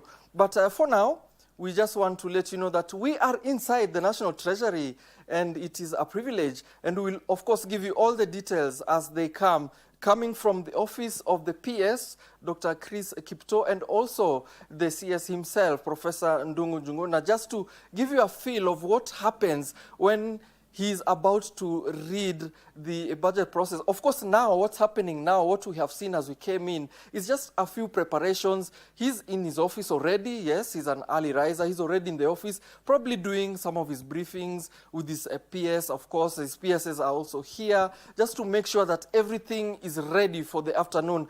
This has to start right now because it's quite a lengthy document. Remember that it will be read in the afternoon from around 1 p.m. when the CS will make a procession from the National Treasury to the National Parliament buildings, that the National Assembly, that is along Parliament Road, where he will present the voluminous document with all those figures. Those figures have to be right, and that is why they have to prepare from now onwards, just to tighten the bolts and remove all the loopholes that might be there. But for now, let me hand you over to studio as we link up with our anchor in studio, and we will continue to get more information for you right here at the National Treasury. Back to you. Very well. Alan, thank you so much. Alan there at the nerve center of what you should be expecting at the Treasury today. That is the Treasury where everything is being cooked. When we were young, allow me to repeat this, we knew that that briefcase had money. But we were all wrong. Until now, you as professionals, I think in your heads you knew there is no money there. But in real life, what is contained in that briefcase is what is being converted into money in our country. George, allow me to ask you this question as well. She gave me her interpretation of this caricature before we get into more. What do you think of this caricature? Okay. Your interpretation. Yes, Victor, like you said, that's Professor Ndungu sitting on a time bomb. It's the Treasury that makes policy about how revenue is going to be collected and how that revenue is going to be spent. The decisions that he will make are likely either to work for every one of us or to fail. So the decisions that he ends up taking, the advice that he gives government on how to run the affairs of Treasury is what is either going to help us succeed as a nation from an economic point of view or fail. So that's a time bomb. It may explode, it may not explode if he makes the right choices. Either way. All right, 3.92 trillion shillings budget. Your take on that? Okay, it's not a lot of money, actually. Government should collect more. The biggest question is, from whom is this money going to be collected? Are we going to collect it from the right people? Are we going, for instance, to ensure that the people who earn more are the persons paying more in tax? And the next question is, how is this money going to be spent? Are we going to put this money into the right projects? Or are we going to see a lot of waste of the money that is collected? They can collect as much as they want. There's no harm in that. I would not mind giving even 50% of my income to government as long as that money is going to be put into the right use. It only hurts when I pay my taxes, then I have to take my children to a private school, I have to use private medical facilities that the government is not able to give me in return that for which I'm paying taxes. So it's not a lot of money. They can collect more, but if Wananchi get the services, nobody will feel the heart of paying the taxes. The question is where? And then, Jackie, there is that aspect of the removal of tax exemption on capital gains related to transfer of title immovable property to a family trust, which is also a big issue here. What do you make of that? I think some of these things we'll say necessary evil at the moment. You know, I was just thinking that at the end of the day, the government needs to collect revenue, as he's saying. And what are the sources of revenue that our government normally has? We either tax, and then from there, another one is either the appropriation aid, where maybe those services you pay when you go, you want a passport. Yes. And then finally is borrowing. As for debt, you know, we are almost hitting the ceiling. Now, it's the remaining part is taxes, because appropriation bill the other day were up the roof because of the cost of passport had increased. So I think the exemption, the removal of the exemption should have not happened, because we are saying the government should look at other sources where it's going to get its income, rather than hurting the Mwananchi that is already hurting. Yes. Okay. George, that aspect of immovable property to a family, and now there is aspect of removing of tax exemption from there. Okay. Tax exemption is given in many instances for deserving cases. Like for charitable organizations, it is given. For family trusts, one would imagine that it is always a very difficult issue for the government. We see families fighting over family wealth after the death of their parents and that kind of thing. So facilitating easy transfer of that property to the beneficiaries, that a trust is set up, and enabling them not to pay taxes for some of the transactions, there may not be much harm in that. It can be done and it can help. It only becomes a problem where the changes in tax law are too frequent, that there is no certainty. This is an exemption that was done in 2021. And here we are now in 2024 saying that it will be changed. It was in the Finance Act of 2021. If we change it today, then it creates a lot of uncertainty. There should be, one of the canons of taxation is certainty. I want to be sure that the investment decision that I'm making today is predictable. That tomorrow I'll be able to reason in the same way, because the tax thinking will be the same. But if today it is made taxable, tomorrow the exemption is removed, then the decision that I make today is going to be very wrong tomorrow. Yeah.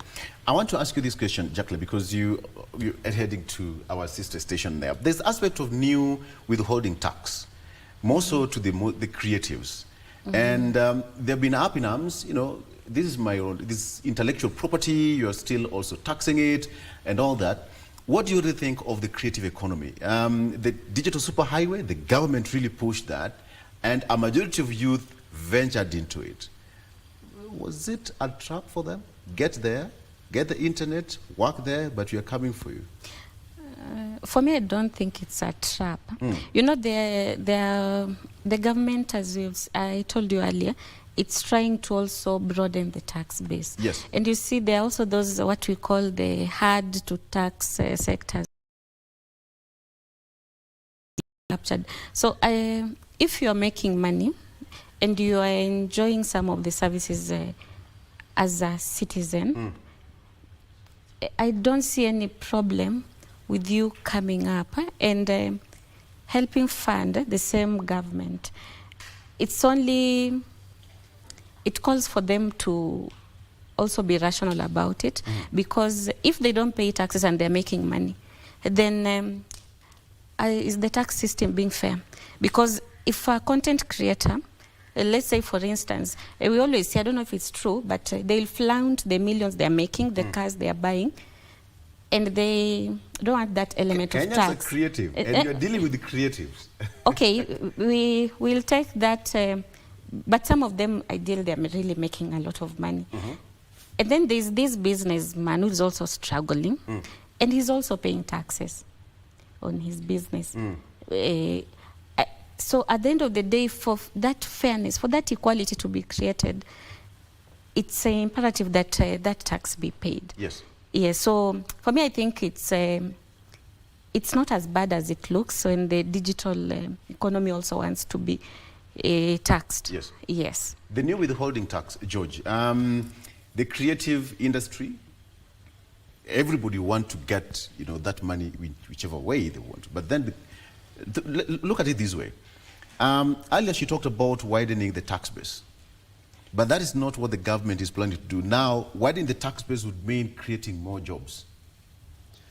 Okay, it's always difficult to tax some sectors, like Jacqueline has said, but everyone must pay tax. Nobody should be exempt from tax unless it is a very deserving case.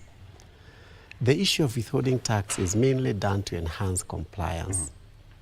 There are people from whom it's difficult to collect taxes, but when you make the point of collection of that tax to be the point at which they're getting a payment, it becomes easy to collect. So there's no problem collecting from them. But of course, government has always to consider an industry that needs to be supported to grow. A growing industry may be taxed differently because they need support from government to become stronger before you can start collecting money. Not to say that people earning an income should not pay.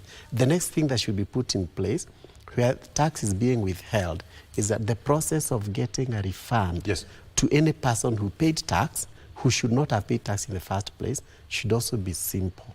But if it is very complex that there's your money lying there in government, in taxes that were paid in error or excessive taxes, more than what you should have paid, then it becomes a problem. I'll come back to you. I need to release Jacqueline. Jacqueline is crossing over to the radio. Jacqueline, your last word to your viewers who've been watching you. They watched you here for the first time on GMK. Your last word to them. I think what I just want to tell Kenyans is we get prepared. Let's continue working hard and at least for our mental wellness, as I said, don't take it too hard on yourself. And let's wait and see what Professor Juguna is going to unpack for us. Yes. But let's keep going. Let's keep working. I love Kate, the increase of 10 shillings on Kate. I'm a sad man today. Jacqueline, thank you so much. Most welcome. All right. So Jacqueline is crossing over to the radio department. You can also catch her there. She'll be giving a detailed analysis of what you should be expecting. All right. So, and on what you should be expecting, there is part of the where the government is going to be gaining that money and taxes. Some of the items actually which are going to be impacted by the VAT is that there's going to be an increase of 10 shillings in the price of bread. Of course, there is that money transfer and digital money transfer charges which is going to rise from 10% to 20%. Alcohol, whiskey, vodka, all right. So it's going to rise from around 267 shillings and 32 cents to 592 shillings and between 592 shillings to 720 shillings. That is going to be there. But there is going to be a bit of some drop in the price of beer. Beer is going to drop by initially 71 shillings and 22 cents, and it's going to drop to 47 shillings and 25 cents. That is going to be a drop. Again, an increase, which is going to be a bit contentious here. And somebody said that there is a loophole, George, when you talk about the new taxation on the 2.5% of the car value that the government is projecting to put across there, the 2.5% of motor vehicles between 5,000 and 1 million shillings. That sounds like a double taxation. But the big question is, why tax a vehicle or an asset that does not generate revenue? Because you only tax something that generates revenue into the economy. Yeah, it is indeed a highly contentious tax. I don't even know why it was considered. It's a tax on wealth, because it's not a tax on an income. owning a car does not mean that you have made an income. Yes. In any case, if you're making an income from that It's an expenditure, actually. Yes, it is an expenditure. So if you're going to tax the person who owns a car, you should also be taxing other forms of wealth for there to be equality in payment of taxes. How, for instance, would you justify that a person who owns goats and cows and camels worth millions of shillings does not pay tax on that wealth, but the person who owns a taxi pays a tax on that taxi, which is a simple asset indeed compared to other wealth. We have people with idle land which is not being taxed. Why single out a car? The other very bad thing about this tax is that it is going to be collected by insurance companies. It is an extra burden of compliance to them. And I don't even know at what point the insurance company is expected to remit that money to government. Say, for instance, my insurance company may be allowing me to pay insurance in installments. Let's say I'm paying 100,000 for my car. I am able to pay 20,000 for the next 5 months to insure that car. Now the government says that I add 100,000 of tax on that car. Now at what point does the insurance company remit the 100,000? When I pay the initial 20,000 shillings in 5 months, part premium, yeah, and where will the insurance company get this money from? So it is an unnecessary compliance burden on them. It is a totally unnecessary tax. You want to raise revenue, but you are raising it from the wrong persons. Yeah. That reminds me of what you said, that it's not bad for the government to collect taxes, but from where? The point of collection is now the biggest question here. Do you think it's contestable legally? Okay, I'm not a legal expert, but I think it is discriminative, and anything that is discriminative can be challenged. Why tax this wealth and not other wealth? Again, it is not a tax on incomes. It is put in the Income Tax Act as an amendment to the Income Tax Act. It is, and the income tax, the spirit of the Income Tax Act is to tax gains and profits. But this is not a gain. This is not a profit. This is just an asset, a form of wealth. Why tax it? Why discriminate the wealth that is held in other forms? So this is a discriminative tax. I think it can be challenged. Again, it is wrongly placed in the Income Tax Act. It should be elsewhere if it is a tax on wealth. All right. Yeah.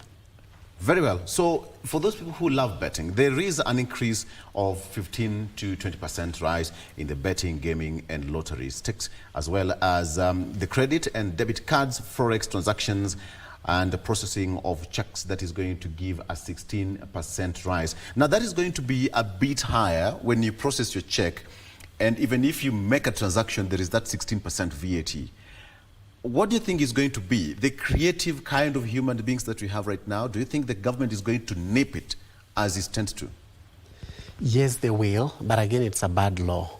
You want to tax financial services. Financial services are business facilitation. We need banks to do business. If you make the banking services very expensive, then it means that accessibility to the banking services is going to go down. And that's a wrong move. We saw what happened sometimes back when Mwai Kibaki took over, that he made credit available to people. He made banking services available to people, and we saw businesses doing better. If today we want to make more expensive the gains that you have made in financial inclusion, then that's a bad thing for business. Banks are there to help businesses because the bank gets money from the people who are saving and gives that money where it is needed to the people who need to use it as loans. So the process should be made smooth. The process should be made less and less expensive. Yes. George, allow me to ask you this question. We all know President Mwai Kibaki, and I asked exactly the same question. It's good that you also mentioned that. Why was President Mwai Kibaki, as today we still call his name posthumously, how did he handle the economy way back then? Okay. So quietly that, yes, he raised revenue. We are still talking about the free primary education to date. That was the initiative. And what kind of a textbook did the late president use to run the economy so quietly that we cannot use today? Okay, it's the right policies. He put the right policies in place. You're talking about education, for instance, very important for the growth of any economy. you are always better off dealing with people who are educated, people who understand, people that you can communicate with. So he put everyone in school. Those could not even afford to do that. So money is put in the right places. Again, you see a lot of investment in infrastructure. Business requires that infrastructure to be successful. He put money there. There was facilitation, and that is exactly what government should do, to facilitate businesses to be better. Tax them less and able to collect tax from more people. Give them the infrastructure that they need. Give them all the facilities that they need. Open the financial services to them. Make it less expensive to access financial services.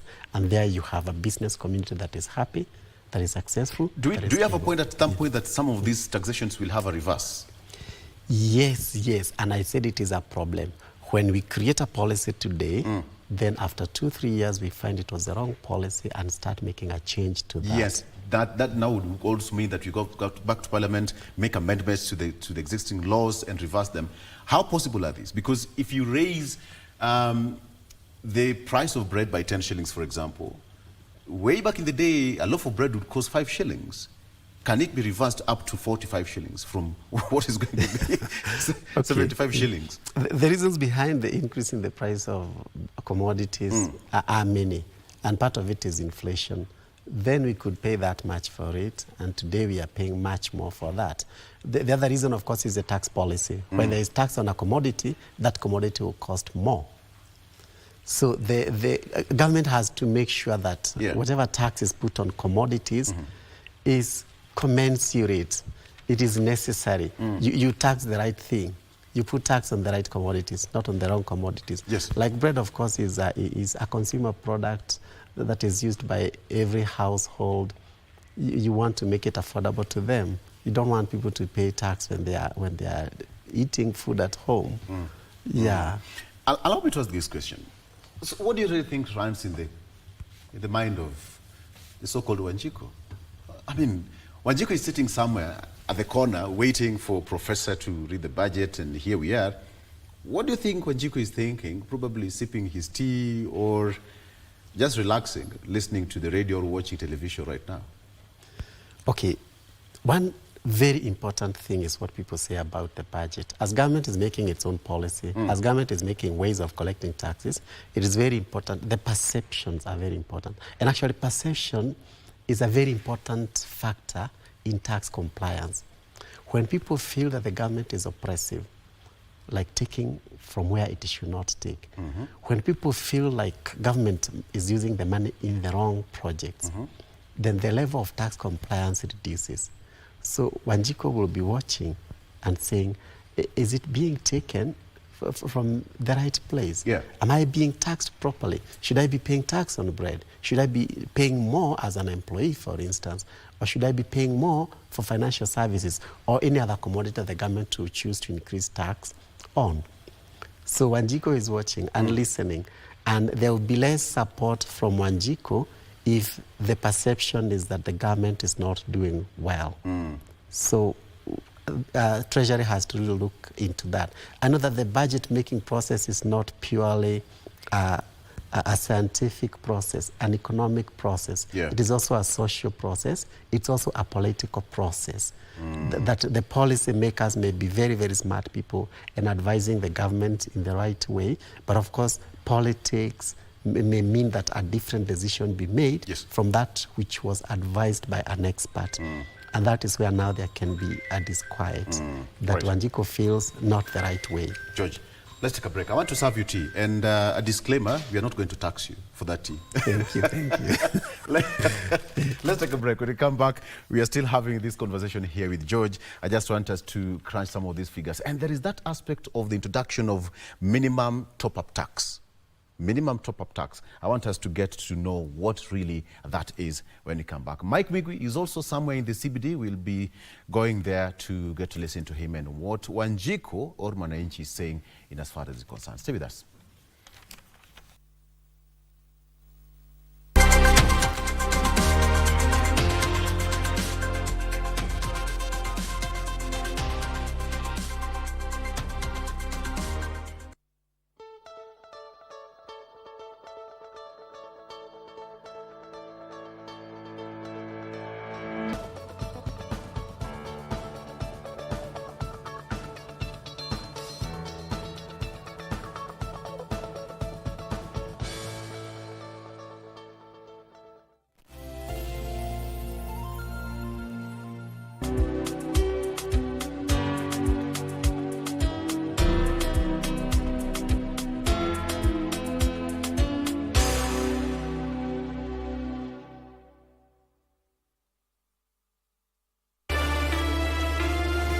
Utajuaje nani amechaguliwa?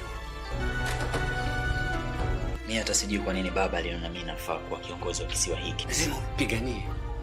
Acha utoto. Wewe kama mbura kutawala kisiwa hiki kuna kusumbua, basi katafuta mahali pengine uende. Nyanya sitanyamaza. Na kama utaniambia kwa nini lazima Jasira mchumba wangu, mimi sitamkubali.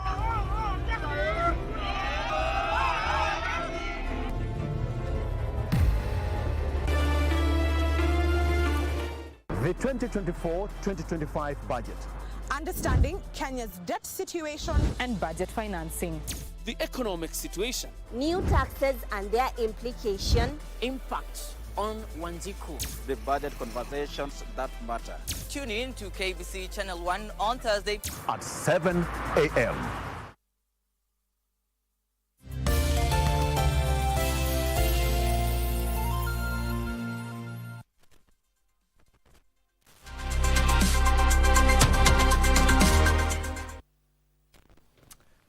All right, so there we have it. This KBC that is free. We are not going to tax you. Enjoy. Mike Migwi is at the archives in the CBD here in the capital city, ready to give us an update on what we should be expecting. Mike Migwi, I have my cup of tea. Wanjiku probably is not, you are not having yours. What are they saying? And please, don't feel so bad about this.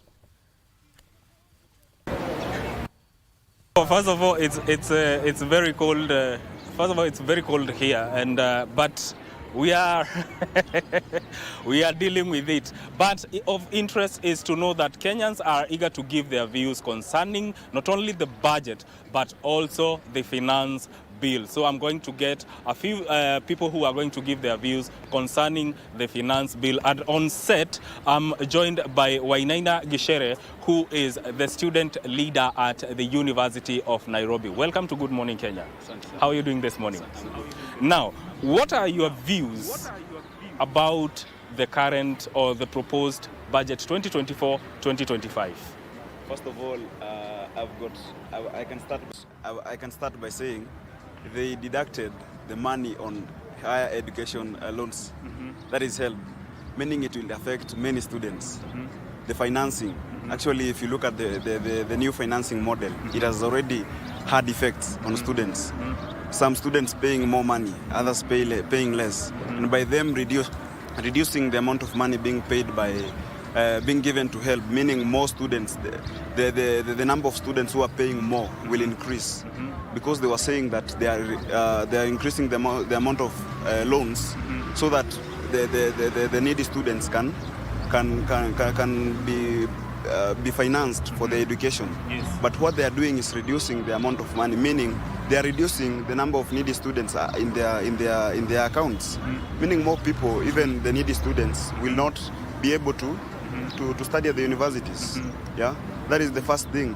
The other thing, they have removed from the budget the Youth Enterprise Development Fund, which is something that was encouraging entrepreneurship in this country.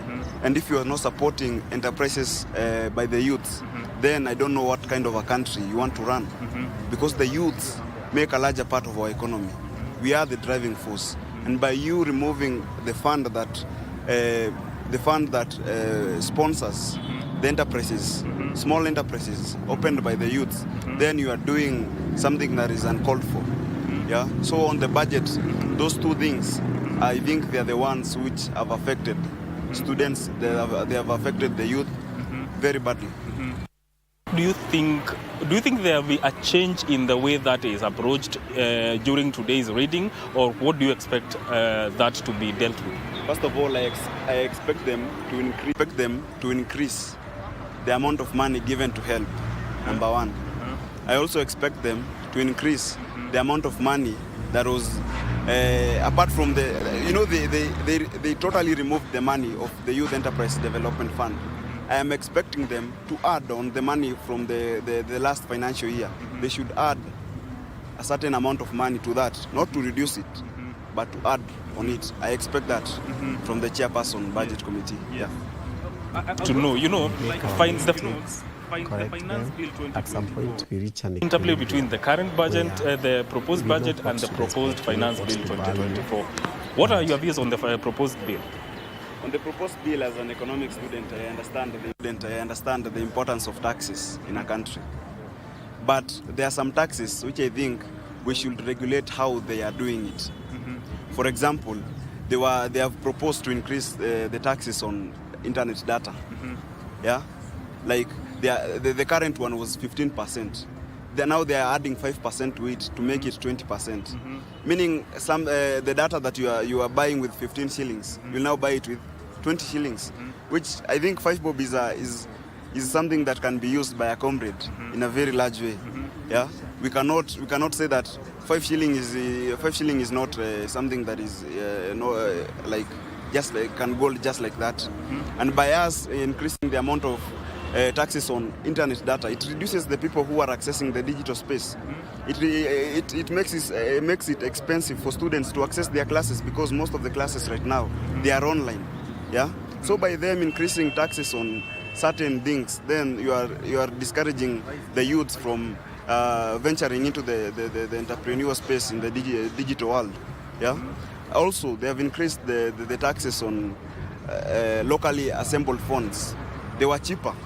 Like someone who had finished Form 4 could go and look for a phone that was assembled locally. We know them. They are cheap. Yeah, they were zero rated. Now they have been included in the VAT 16%. Yeah. So what they are doing is they are discouraging the youths from venturing into the digital space. Yeah. So those are the things in the finance bill. Also on the motor vehicle tax. You know, I know most of the youths don't own cars, but we are told we are the future. So some of the things that we are seeing that they are doing right now, which may affect us later, we have to call them out. For example, on the motor vehicle tax, the 2.5 motor vehicle tax annually, I had proposed that they had put a ceiling of 100,000. Like the most someone can pay is 100,000, and the least someone can pay is 5,000. Meaning a person owning a car that is worth 30 million will pay less than 1%. But a boda rider who owns a motor vehicle or a motorcycle worth 80,000 will pay more than 2.5%. Meaning it is affecting more on the bodas. It is affecting the bodas and the people owning the Ubers. Yeah, and we all know bodas, Uber, they employ many people in this country. So I had proposed, instead of us taxing the motor vehicles based on the value of the cars, we can do it on the amount of carbon being emitted by the cars. We know these engines, we can do it based on the rating of the engines. How many cc's does a car have?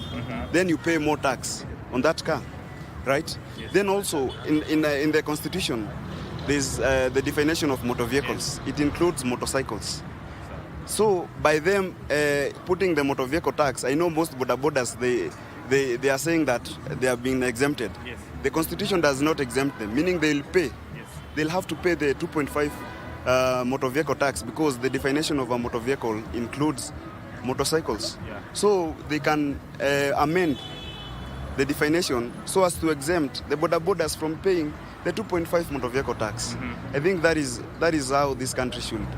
That is the way forward for this country. That is the way forward. Let's now cross over to Kisumu City, where we are joined by Wycliffe Okech.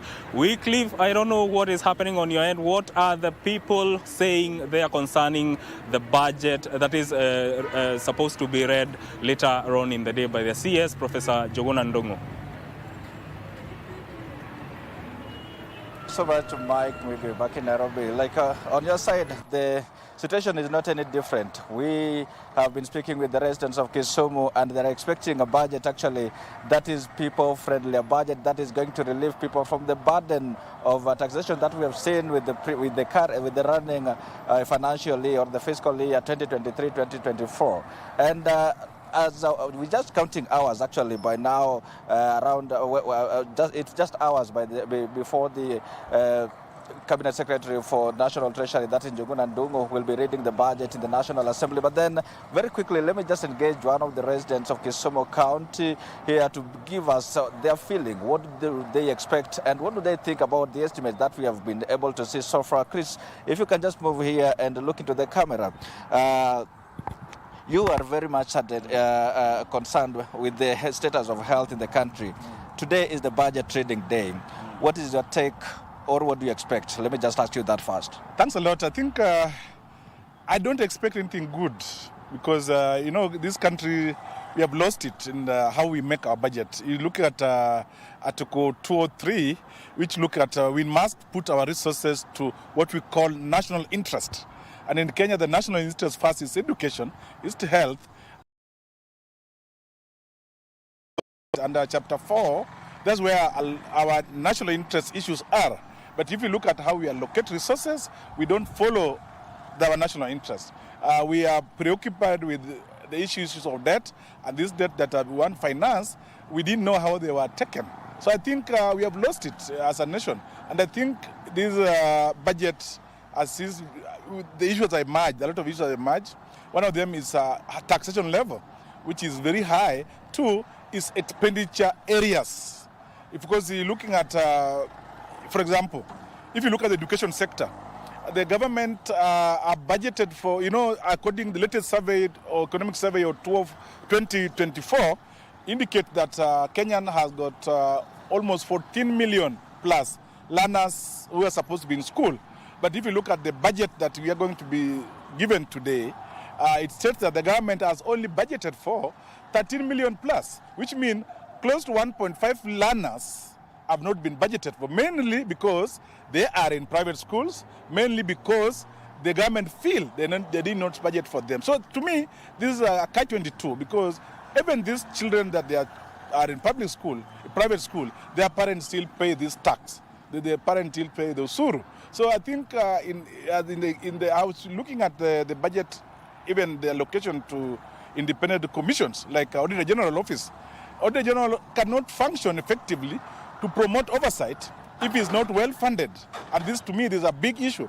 If you look at health, yes, you're saying health need to be a devolved function. But if you look at the location that under the division of revenue allocation, the money is supposed to go to counties, still the national government has denied the county their share, the equal share they're supposed to get. But then again, Chris, you remember that the president has been quite categorical, constantly saying that there's need for the country to live within its means, and that means even as Njuguna Ndung'u, that's the Professor Njuguna Ndung'u, the Cabinet Secretary for Treasury, will be reading the budget estimates today, which has been placed at 4.2 to be precise. Yes, you realize that education, security, health, like we mentioned, those are some of the highest allocated. I mean, some of the dockets that have been allocated quite highly in this docket. Don't you think that is quite a right move in so far the budget estimates are concerned now? It's not a right move, because when you look at it critically,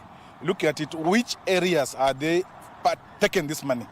That's where the issue is, and where is that, how is it going to be spent?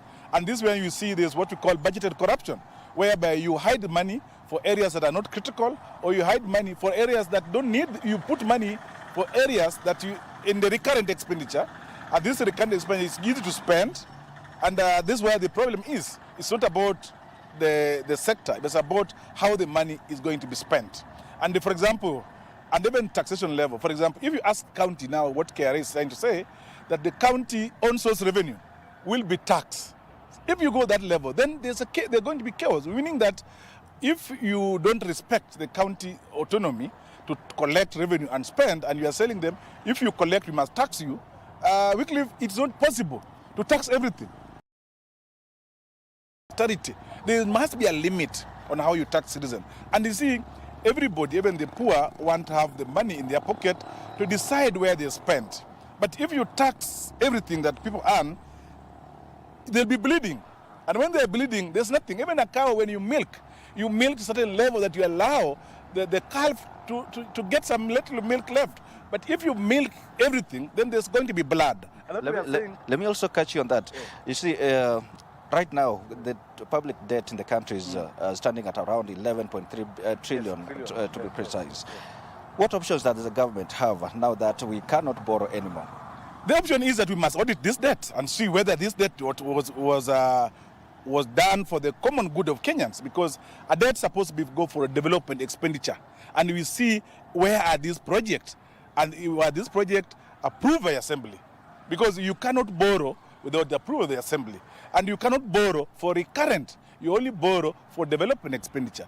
We need to audit this debt, and the reality is that a lot of these debts are odious debt. They are debts that are not needed by the Kenyan citizen. But that's where the problem is.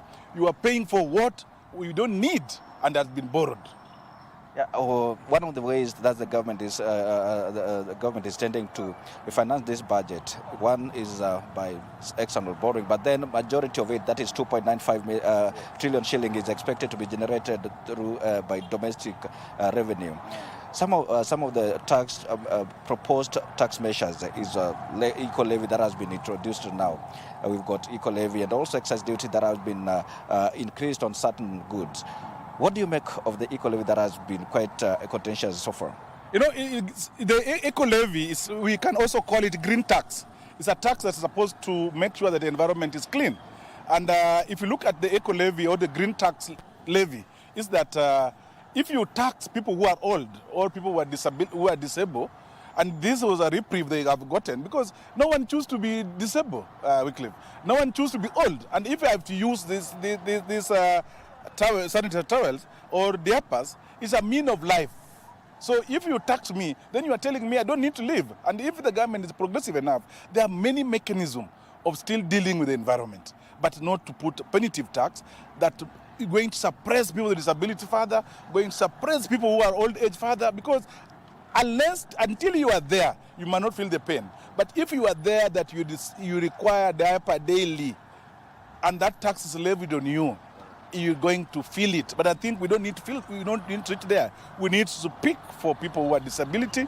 We need to speak for the elderly that require these services. But we are saying that the problem is not tax.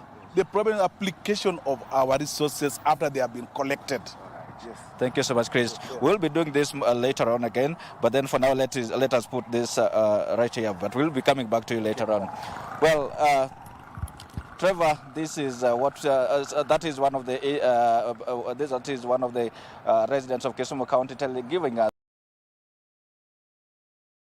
the budget that is going to be read today by Cabinet Secretary for National Treasury, that is Professor Njuguna Ndung'u, later on in the afternoon. You've heard him mention that there is need actually to audit the public debt that we have. It is valued at around 11.3 trillion shillings actually. But then again, you know, the country cannot borrow more.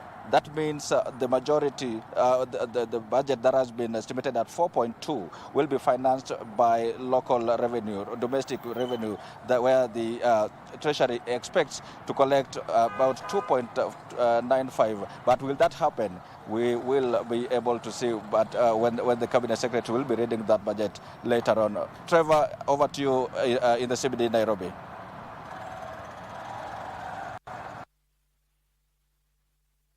Very good morning to you, and thank you very much, Wycliffe Okech from Kisumu County. We are live from the National Treasury, just like you rightly put it here. And what is going on here is, of course, where the Cabinet Secretary is expected to come and do the official or the ceremonial briefcase lifting. And of course, this is where on the budget reading day, if my camera person can pan around and probably just show the events that are happening here, the National Treasury, the budget reading at Kenya's National Treasury is usually an activity full of, it's a day full of activities, and from morning with preparations going on, and officers and security as well being beefed up. And of course, later on, we'll be expecting the arrival of dignitaries in about mid-morning. And of course, here, the atmosphere already feels like the budget reading day. Of course, we have the decorations going on and the final touch preparations here. And of course, later on, we expect one of the most iconic moments, which is the briefcase lift, and the National Treasury Cabinet Secretary, Professor Njuguna Ndung'u, will step out from this entrance here and lift the briefcase with his briefcase in hand. And this is actually a tradition that is borrowed from the British system. and it's meant to symbolize the formal presentation of the budget to the nation on that leather-bound case containing the budget speech and some crucial documents, including even how that budget will be financed. Later on, the Cabinet Secretary will proceed to the National Treasury, to the National Assembly, where he will do the official presentation and the speech at the National Assembly before members of Parliament. And there as well, he'll issue even, he'll also mention how the budget will be financed, of which some of these contents are what are in the finance bill at the moment. Right now, I'm joined by one of the Kenyans here who I just grabbed heading to work. His name is Victor Majaliwa. Victor, thank you so much for joining us this morning. I want to hear some of your expectations ahead of budget reading today. What do you expect the Cabinet Secretary to say? And as a Kenyan, do you think do you feel you're well represented by maybe what some of the draft bills that have been presented at the moment? Yeah, thank you very much, Trevor. As a Kenyan, really, the biggest thing that is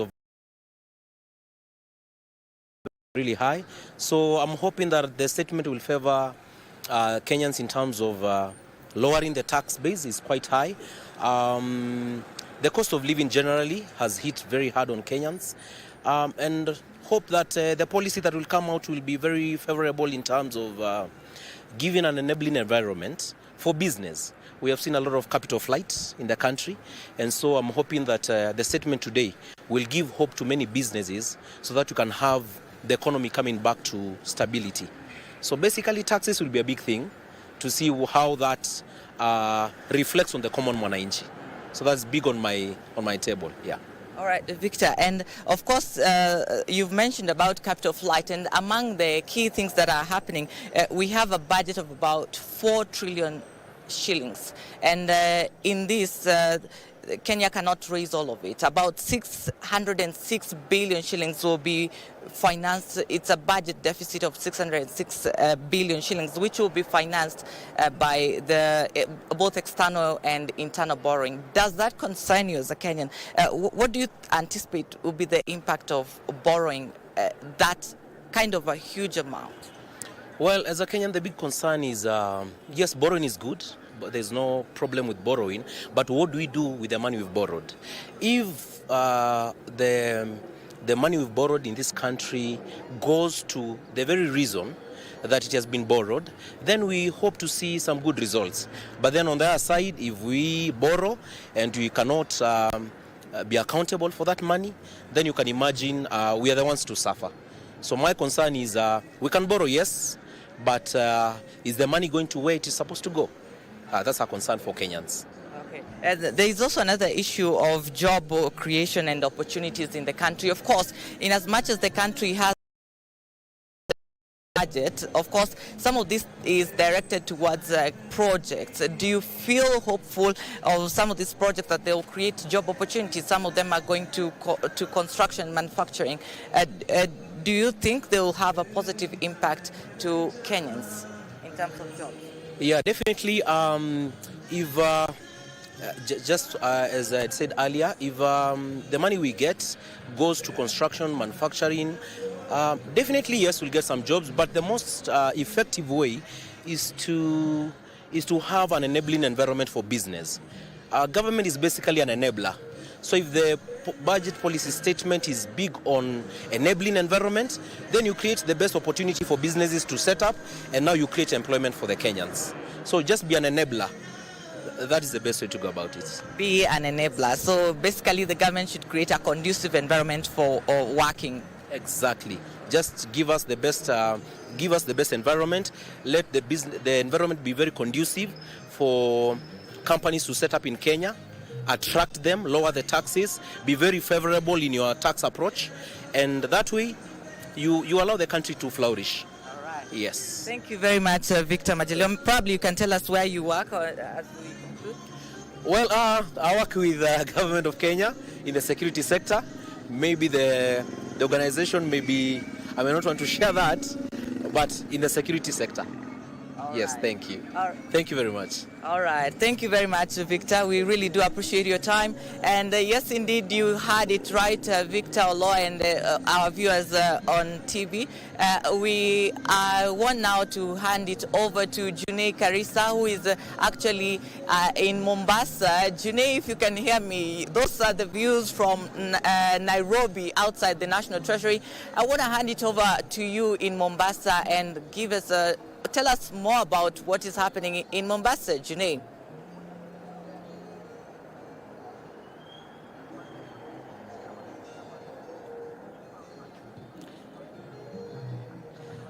All right, I understand that we cannot get Junei at the moment. I want to hand it over to Victor Olo, who is at the broadcasting house. Victor, you had the Kenyans' expectations on this budget day.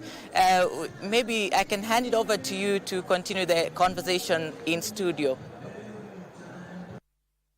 You are standing at one of the most famous avenues in the CBD, one that is actually most covered every single year. And I feel so bad that I'm not there. But hey, I feel good that I'm here covering this today. Allow me to ask you this, George. Where my colleague is the most covered street. It's a 400 stretch meter from 400 meters, either from Treasury to Parliament. Perhaps, if Harambee Avenue were to be a human being and would give us a story today, what do you think Harambee Avenue would tell us? Where my colleague is today? Yeah. Victor, the street is covered in glory today, yes. And every year, at a time like now, probably you could compare it with the donkey that carried Jesus Christ. Mm-hmm. Yeah, that a simple donkey and everyone laying their clothes for it to walk on. Mm. So the street must be feeling quite good that as we will see the minister much later in the day. Mm. It's a good place to be in.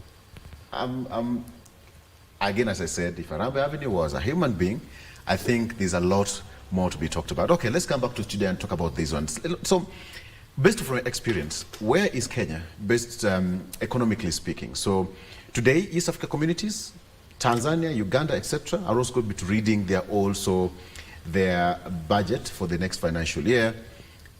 But allow me to ask you this question for the sake of that person who doesn't understand.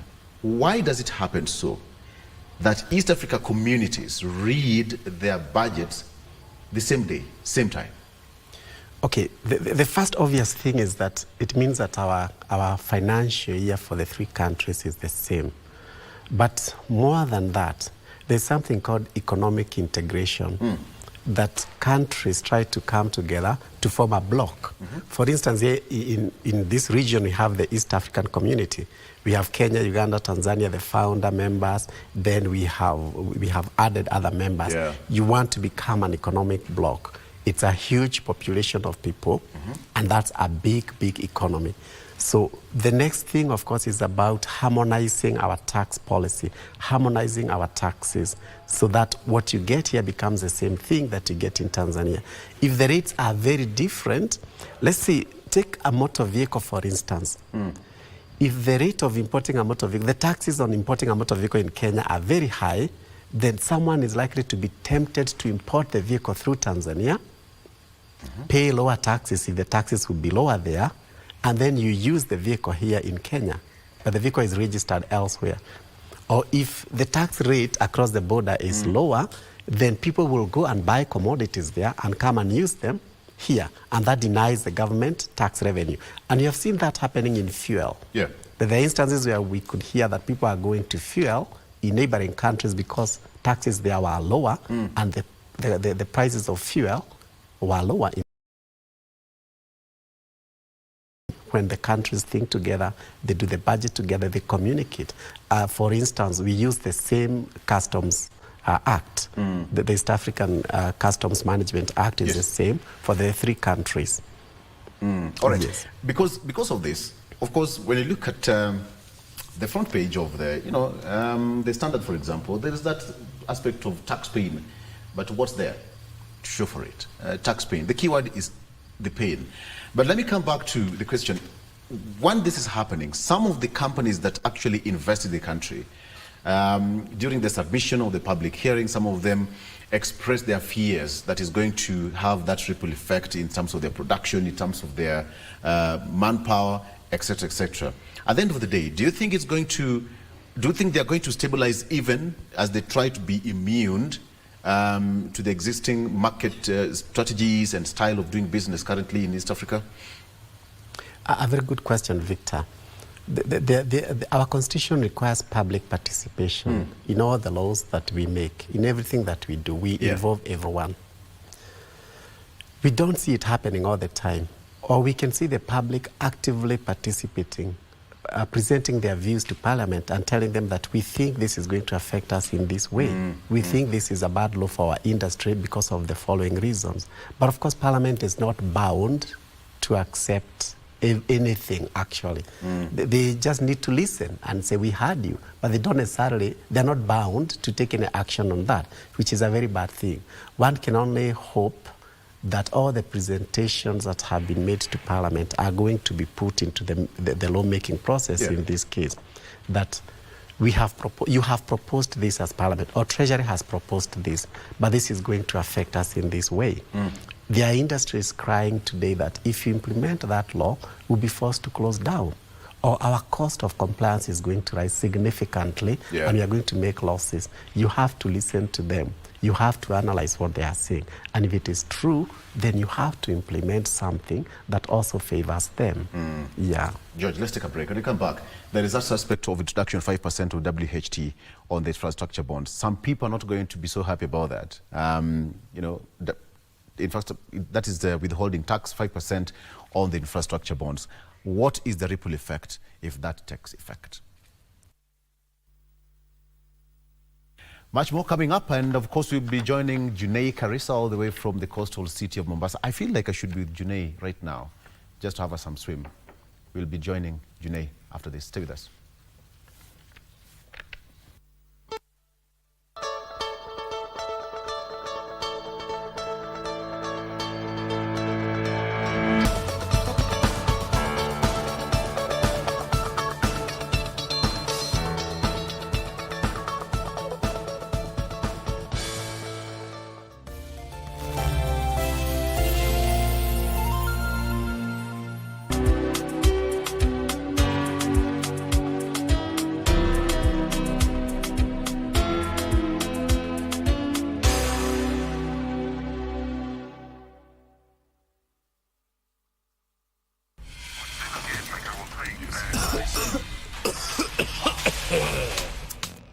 Kikohozi cha muda wowote, kutokwa na jasho kwa wingi usiku, uchungu kwenye kifua, afya kudhoofika, tafuta matibabu. Labda ni TB ni ugonjwa wa kweli. Ukipimwa matibabu yapo utapona. Daktari kushauri tumia dawa kwa nidhamu. Elimu tupashane tupige vita TB. Mwa TB waishi poa.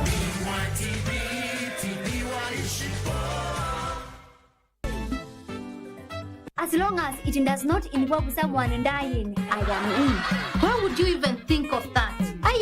Ngalo, experience prepares you for the worst test. And why do you like preying on innocent souls? I know you need my head. Let me tell you, my brother, all I am asking is you to give Caesar what belongs to Caesar, okay? This can be your plan. We present this to the dean. Yes, we want her, Leo. Yes, I know, I'm sorry. I ran into a little trouble, okay? And stop calling me that, we are not peers. Ah, we are not peers, eh? Maybe I should let your peers help you.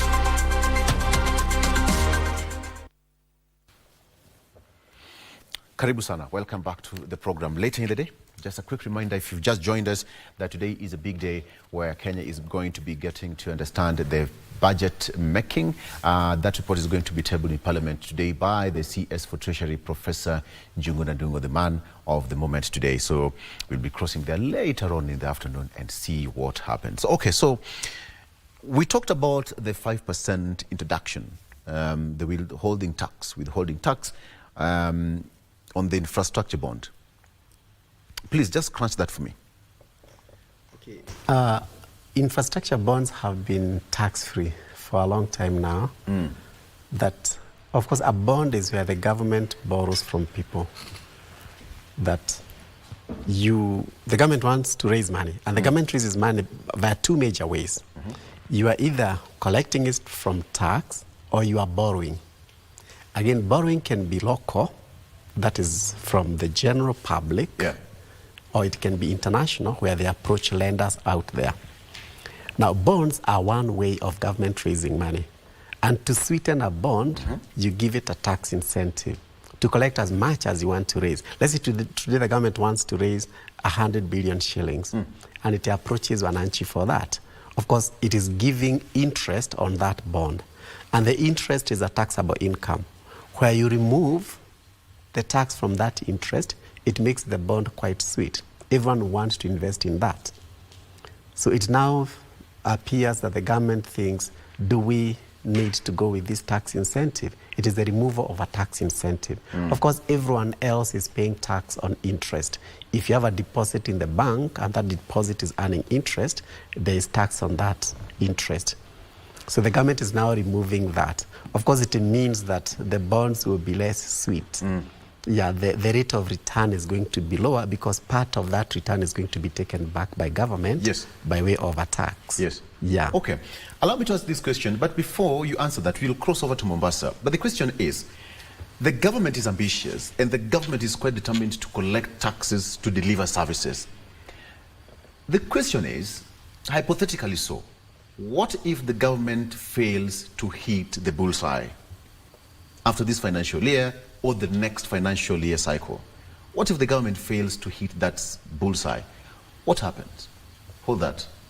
Junei Karisa, Mombasa. Junei, good morning. We are coming all the way from CBD. We started from CBD, we went to Kisumu, and now to Kunawewe Hapo Mombasa. Junei, good morning. You are a taxpayer. How are you doing? How are you feeling?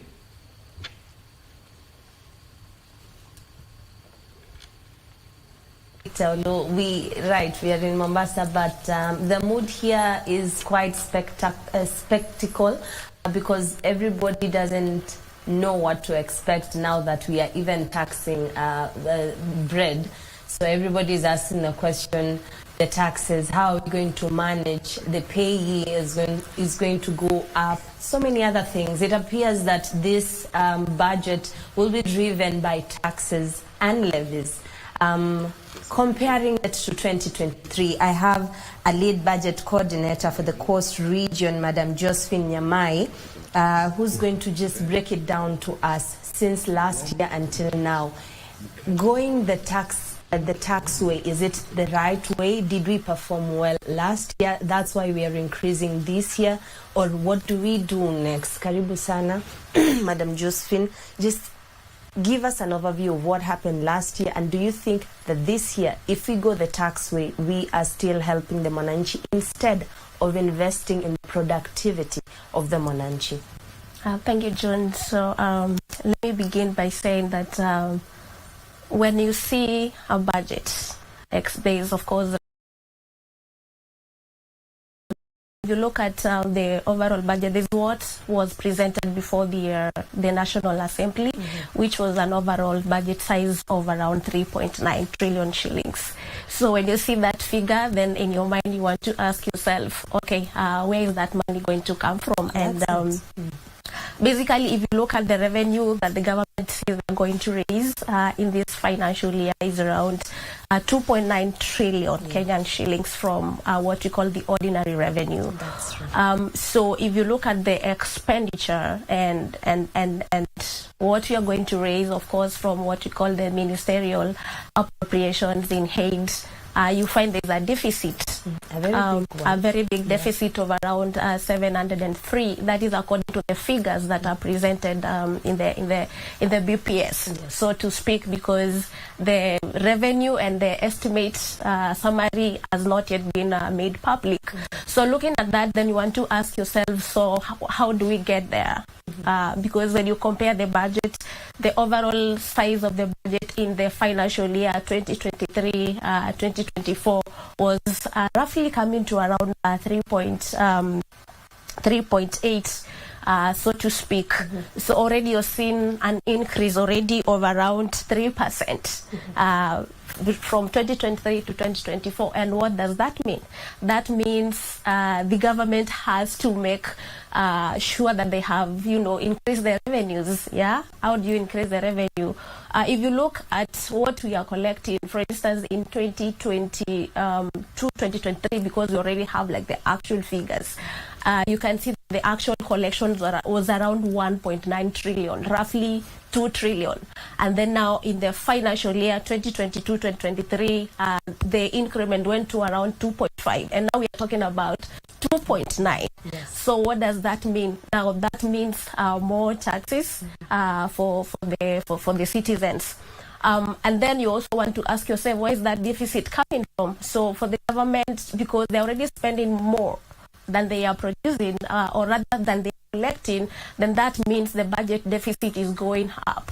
And this year we are looking at a budget deficit of around 703. How do we get to bridge the gap of the budget deficit? That is basically through borrowing externally and also internally. If you look at what the government proposes to borrow internally, is more compared to what is being borrowed. And what does that mean to MSMEs, small businesses, young people who are running businesses? Of course, it means when the government is borrowing, there is already crowding out of the micro and small enterprises, which the government at the same time is trying to support.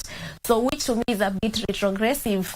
But again, that is not the problem. The problem of setting the taxes from ordinary revenue collection to around 2.9 trillion, according to the figures that we have in the BPS. To me, if you look at the past, the government has constantly missed on the revenue targets. And what does that mean? If you miss on the revenue targets, then that already widens the budget deficit gap. Then the government will go the borrowing way. We're already talking about the increased and the inflated debt situation in our country. Where did we come from? Why is it that we are seeing a bloated wage bill and debt? If you look at historical presentation from 2014-15, every year the government must have a deficit of the figures that were set initially in the budget policy statement, and also what we have at the end of the year. Yeah, and that has widened the budget deficit by far, and that means the government has to borrow. Remember, the government is undertaking what they are calling the fiscal consolidation program, which is really a good thing if only the government spends according to what is already allocated within the year. But what have we been seeing? That is not the case, because inside the year we have seen supplementary budget. We recently, supplementary budget 2 for 2023-2024 financial year was passed. What does that mean? That means shifting revenues, shifting the targets. And at the end of the day, what it does, it is increasing the deficit first, and the deficit has to be met by borrowing. When we borrow, we are already increasing our debt situation. Looking at what the government will spend in the proposed, or rather the incoming financial year, the government is going to spend around 1.8 trillion towards public debt obligations, on servicing and also on interest. So what does that tell you? Already we are spending 70 shillings of what we collect on revenue to pay debt. What does that tell you? Only 30 shillings remain for services delivery. And that is where we are saying we do not have problem with the government, but can they really work on the consolidation? Can they really work on cutting expenditure? So that if they don't get that amount of money, they will not go the debt way. And also, Again, they are not going to squeeze the common citizen in order to raise that money, and that is why you've been hearing the uproar in the finance bill. So according to you, the government, my colleague also, Victor, has asked, is the government missing the target every time? Yes, the government is missing the targets annually. The set targets. For instance, if you look at the financial deficit in 2014-2015 financial year, the deficit that was proposed was around 367 billion. The government missed that by almost 99%. In 2015, they are again missed by that 7%. From the deficit that was there from 533 billion Kenyan shillings, it ended up being 732. Acha nikulete hapa karibu, at least in 2020. In 2020, we saw the deficit being set at 614 billion Kenyan shillings. But by the time we are finishing the year, the deficit had grown to around 965, close to 1 trillion, which is almost a percentage of 57% increase. Recently, in 2023-2024, the deficit was around 720. And at the end of the year, it has expanded to around 785, representing 9%. So what are we saying? We have no problem with the targets that are being set. But we have problem when those targets are not met.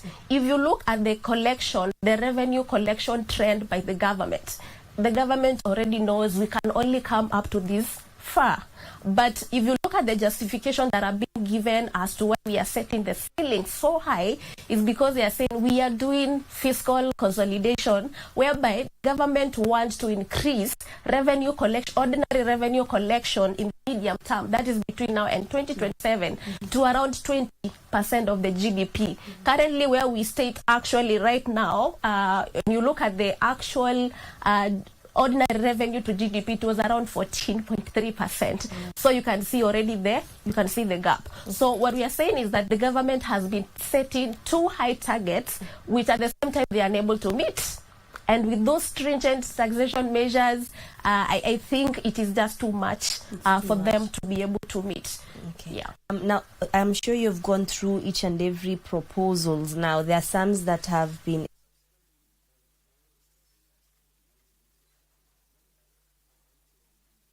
not filing my returns. Instead of paying the penalty of 2,000 shillings, I believe now we'll be paying, I think, 20,000 shillings. This is not it only. We have the digital marketplace, which they have, of course, extended the areas of operation, the areas of taxing. Yeah. We also have the mortgage loans that people are borrowing. Of course, it has increased. The payee, of course, is going to shoot from 36,000 per annum to 48,000 per annum.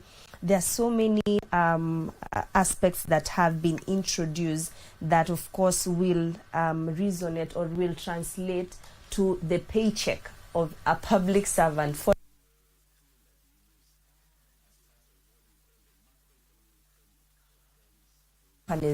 probably it has increased. I was just looking at it from 5 million shillings to 8 million shillings in value. Yeah. So there are so many things that have been increased to choke, I would say, in my opinion, to choke the business fraternity. Even if the government has really focused on the outside world, those who are investing in and those who are taking money into Kenya or exporting things, even if they have to some extent broadened their tax, however, the common mwananchi's productivity, I believe, is essential. So if you come up with higher taxes, how is the common mwananchi supposed to reach the 2 trillion target if already he's choking? And just give us some of the areas you've seen that are really probably unfair as people raise their concerns out in the streets. Great, thank you, June. So I think there are many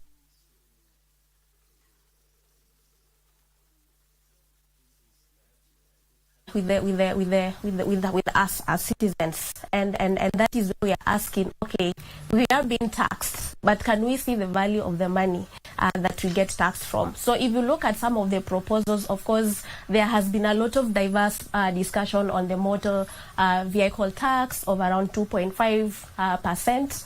That has to be paid.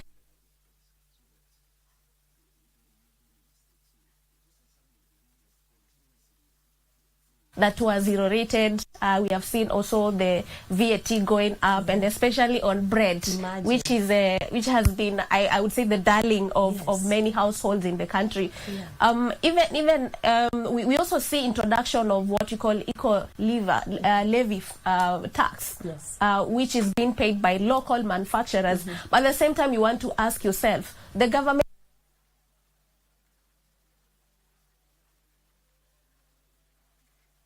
are going to harm those the interventions that they make, which for me is a bit retrogressive. Yeah. We are also seeing, the digital tax. We are also seeing the economic tax presence being introduced. So there are several proposals which will not really hold well. Even in the transaction, the excise duty, it's a lot. I also saw that they are introducing the Data Protection Act as we wind up, so that they can access your accounts, so that they know you can't evade these people. They will be everywhere and looking for you to ensure that the money is returned to the government.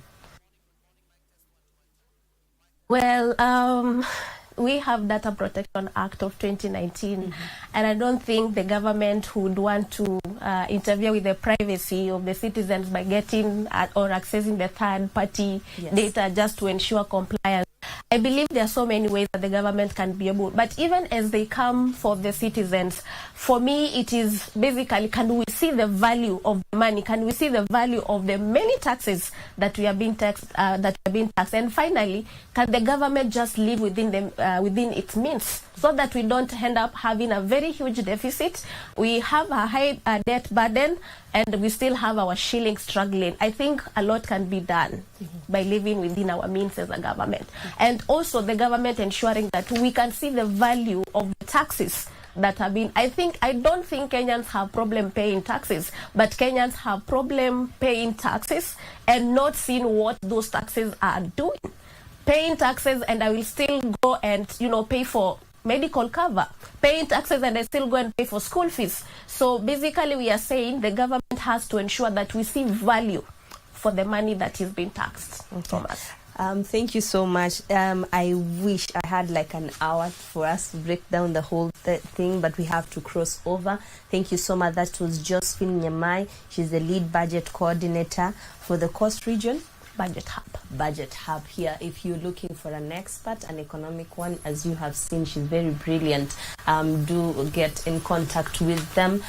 Today's budget day is going to be a mouthful day, and wherever you are, don't hesitate to give us your feedback on the expectations today. So we are handing over to Abdulaziz Hashim. He's in the Parliament buildings just to continue with the conversation. However, from Mombasa County, it's a wrap for us. I'm Juni Karisa. I hand it back to you, Abdulaziz Hashim, to continue with the discussion.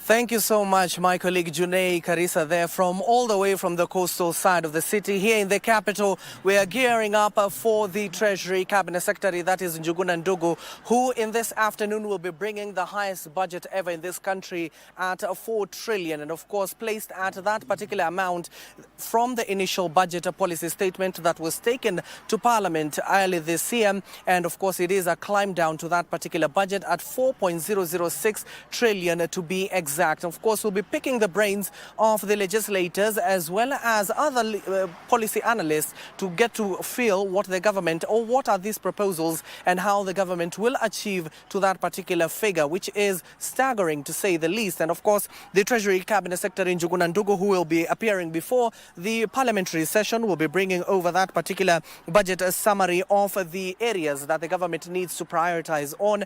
Just a quick rundown of the figures is that the Office of the President will be receiving 5.1 billion shillings. The Office of the Deputy President, which was a hot discussion yesterday within the confines of the National Assembly, and that was led by none other than the Majority Leader, that is Kimani Ichung'wah. The Office of the Deputy President will be receiving 4.8 billion shillings to spend. State House in its entirety will be getting 9.5 billion shillings, with 275 million likewise approved for the Cabinet, as well as Cabinet affairs within the confines of the various ministries that are domiciled in this republic.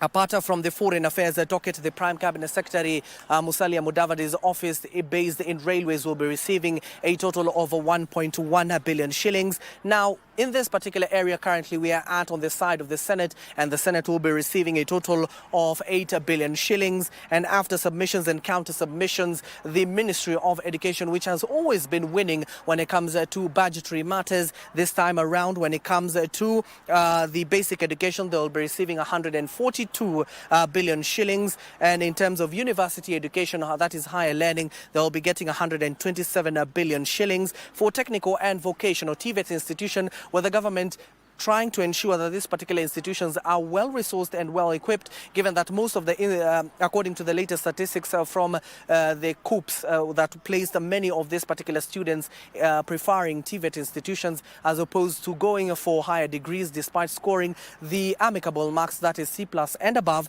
they'll be receiving 102 billion shillings, which will be allocated, 30 billion shillings, sorry for that, and 102 billion shillings will be allocated to the Ministry of Health, especially the Department of Medical Services. And in public health, they'll be receiving 28 billion shillings. Now, before I continue with the figures, the rest of the figures, there was this particular discussion that was ongoing.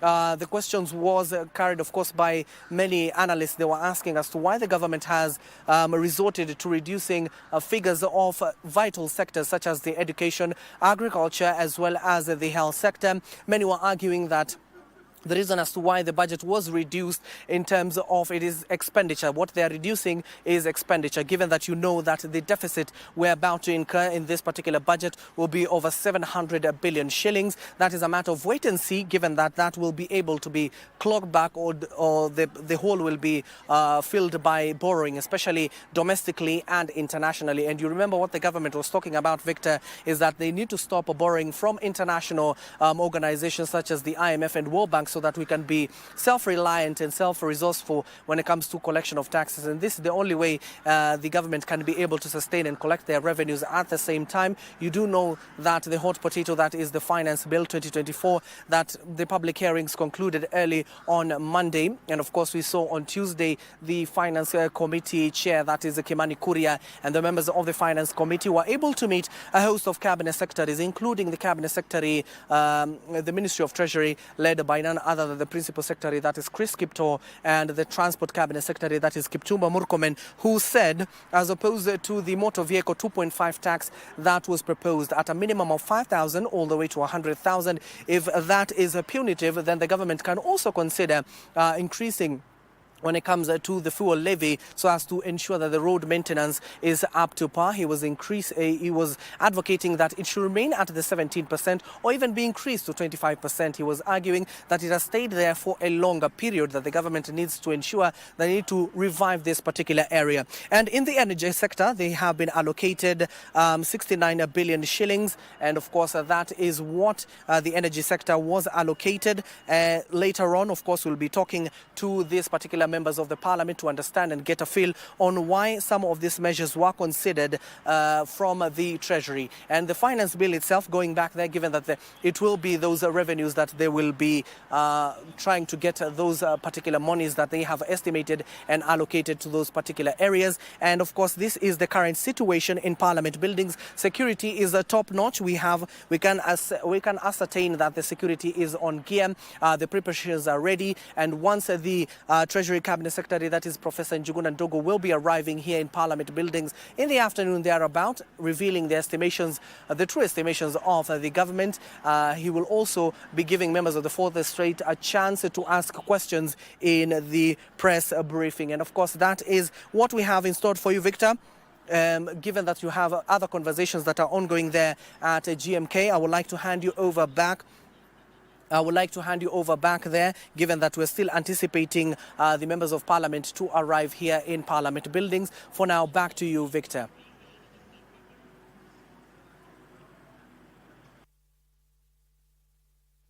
Indeed, that is Abdiaziz Hashim talking to us right from the parliament buildings, and we are still camped at the center of the city, that is the CBD, where we are talking to various wananchi, getting their views on the proposed budget and also some aspects of the finance bill. And on set, I'm joined by Hakai Denye, who is the Speaker of the National, or the National Speaker of Bunge la Wananchi. Karibu sana. Yeah, thank you, my brother. How are you doing? I'm doing well. Yes. Yeah. What are your views on the budget that is set to be presented today at Parliament buildings? Well, first and foremost, I want to thank the two parliamentary committees, especially the Finance and the National Planning Committee and the Budget and Appropriation Committee for incorporating the public views.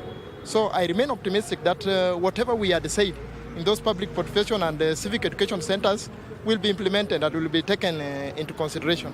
What are some of the areas that you think concentrate on and at least reduce taxes on? Yeah, especially on basic commodities. Mm-hmm. Because if you increase taxes on basic commodities which are consumed by wananchi, there will be incorporation of black market in the Kenyan markets, and this will deny government taxes. So I think the best way is the government to put a tax which is generally accepted by the general public. This will make it collect more, and people will avoid these black markets. Yeah. So these are increased. There's a chance that the government will lose revenue based on tax evasion measures. Precisely. Precisely, because people will prefer going to those black markets to purchase the goods which they need to consume. It has happened before.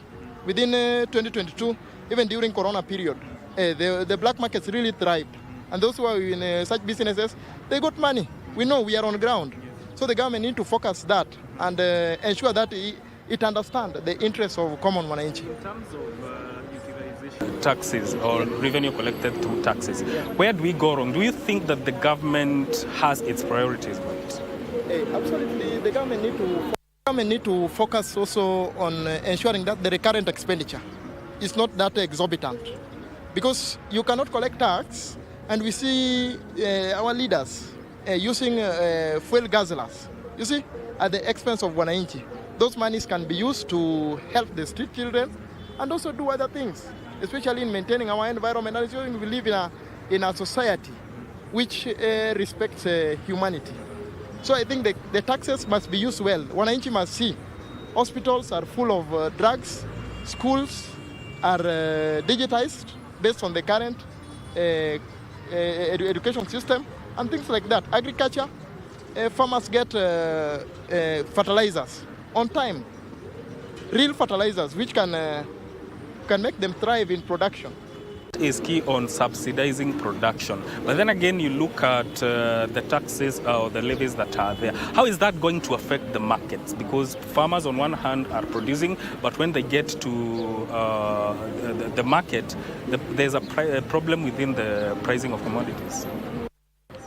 In fact, by increasing the import declaration fee and the railway development levy, by increasing it from 2.5% to 3%, and again exempting certain state corporations and certain state officers, this will give a leeway to import, and therefore even subsidizing the local production will not play that strong impact.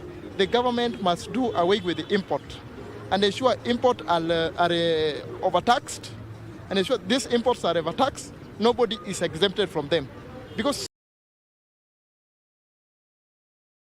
exempted just to import at 0%, and this will disadvantage the local production. Yeah. So I think the government, if it really means well, this product should be subsidized and also cut the leeway which they import can thrive. Because currently, yes, they claim they have increased it from 2.5% to 3%, and exempting some people. Some people in the market will use that gateway, right? to still in the market. Yes. And local leaders. Yes. So by the time, let me add my brother Migwi. When our local production is not taken care of, we lose jobs, we don't produce anything, our currency will also not be active in the national market, in the international financial market.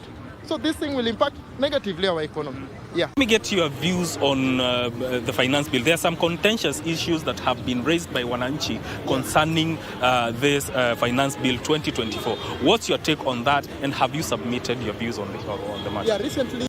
Recently with my team, we went to Kenyatta National Conference Center, KICC, and we tabled our grievances of Wananchi after conducting now 5 weeks. We had conducted debates in our different bunge la Wananchi, and we took those serious views from Wananchi, and we tabled them there. So we just remain optimistic that they implement, because they are the people who are allowed to be in parliament and vote. Yeah, so we just, our nini rely on them, because incorporate the ideas and the interests of Wananchi. I think election is coming, and Kenyans must be very wise. Just to add kindly, Kenyans must be very in putting their leaders into check. Yeah, every time they come, they should not brainwash us with things which are not making sense. Yes. Thank you, my brother. We are going to take a short break, but we'll be right back. There is more people are here willing to give their views concerning their budget 2024-2025. Don't go too far.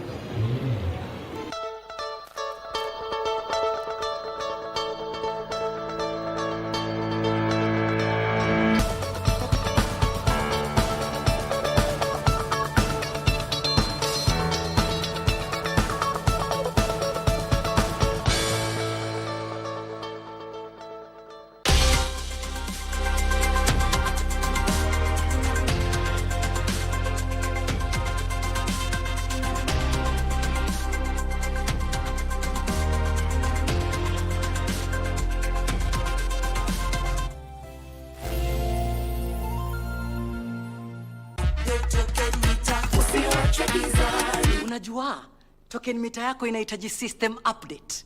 Ni rahisi na ni free. Ukipata ujumbe kutoka Kenya Power, yani SMS, weka kodi ya kwanza kureset, alafu weke kodi ya pili kuupdate.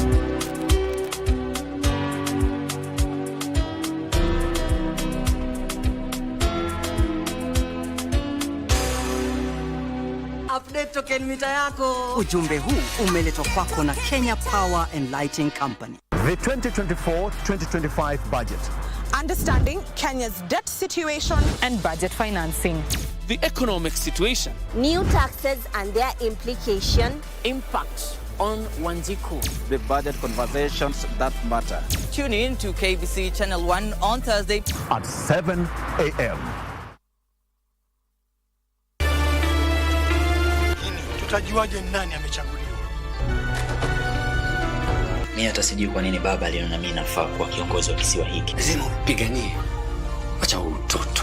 Wewe kama mbura kutawala kisiwa hiki kuna kusumbua, basi katafuta mahali pengine uende. Mnyanya sitanyamaza. Na kama utaniambia kwa nini lazima Jasira mchumba wangu, mimi sitamkubali.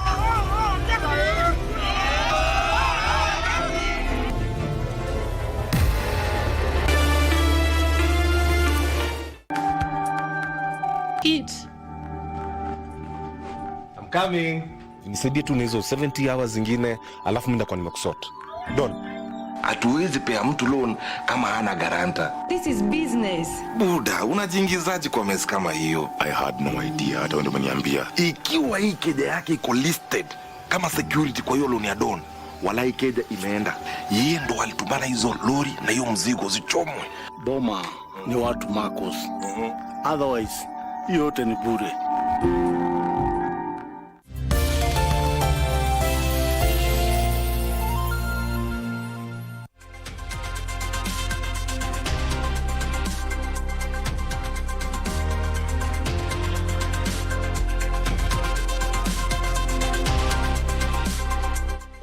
We are coming to you live from the Central Business District here in Nairobi, where we are getting the views of Kenyans concerning the budget that is set to be presented to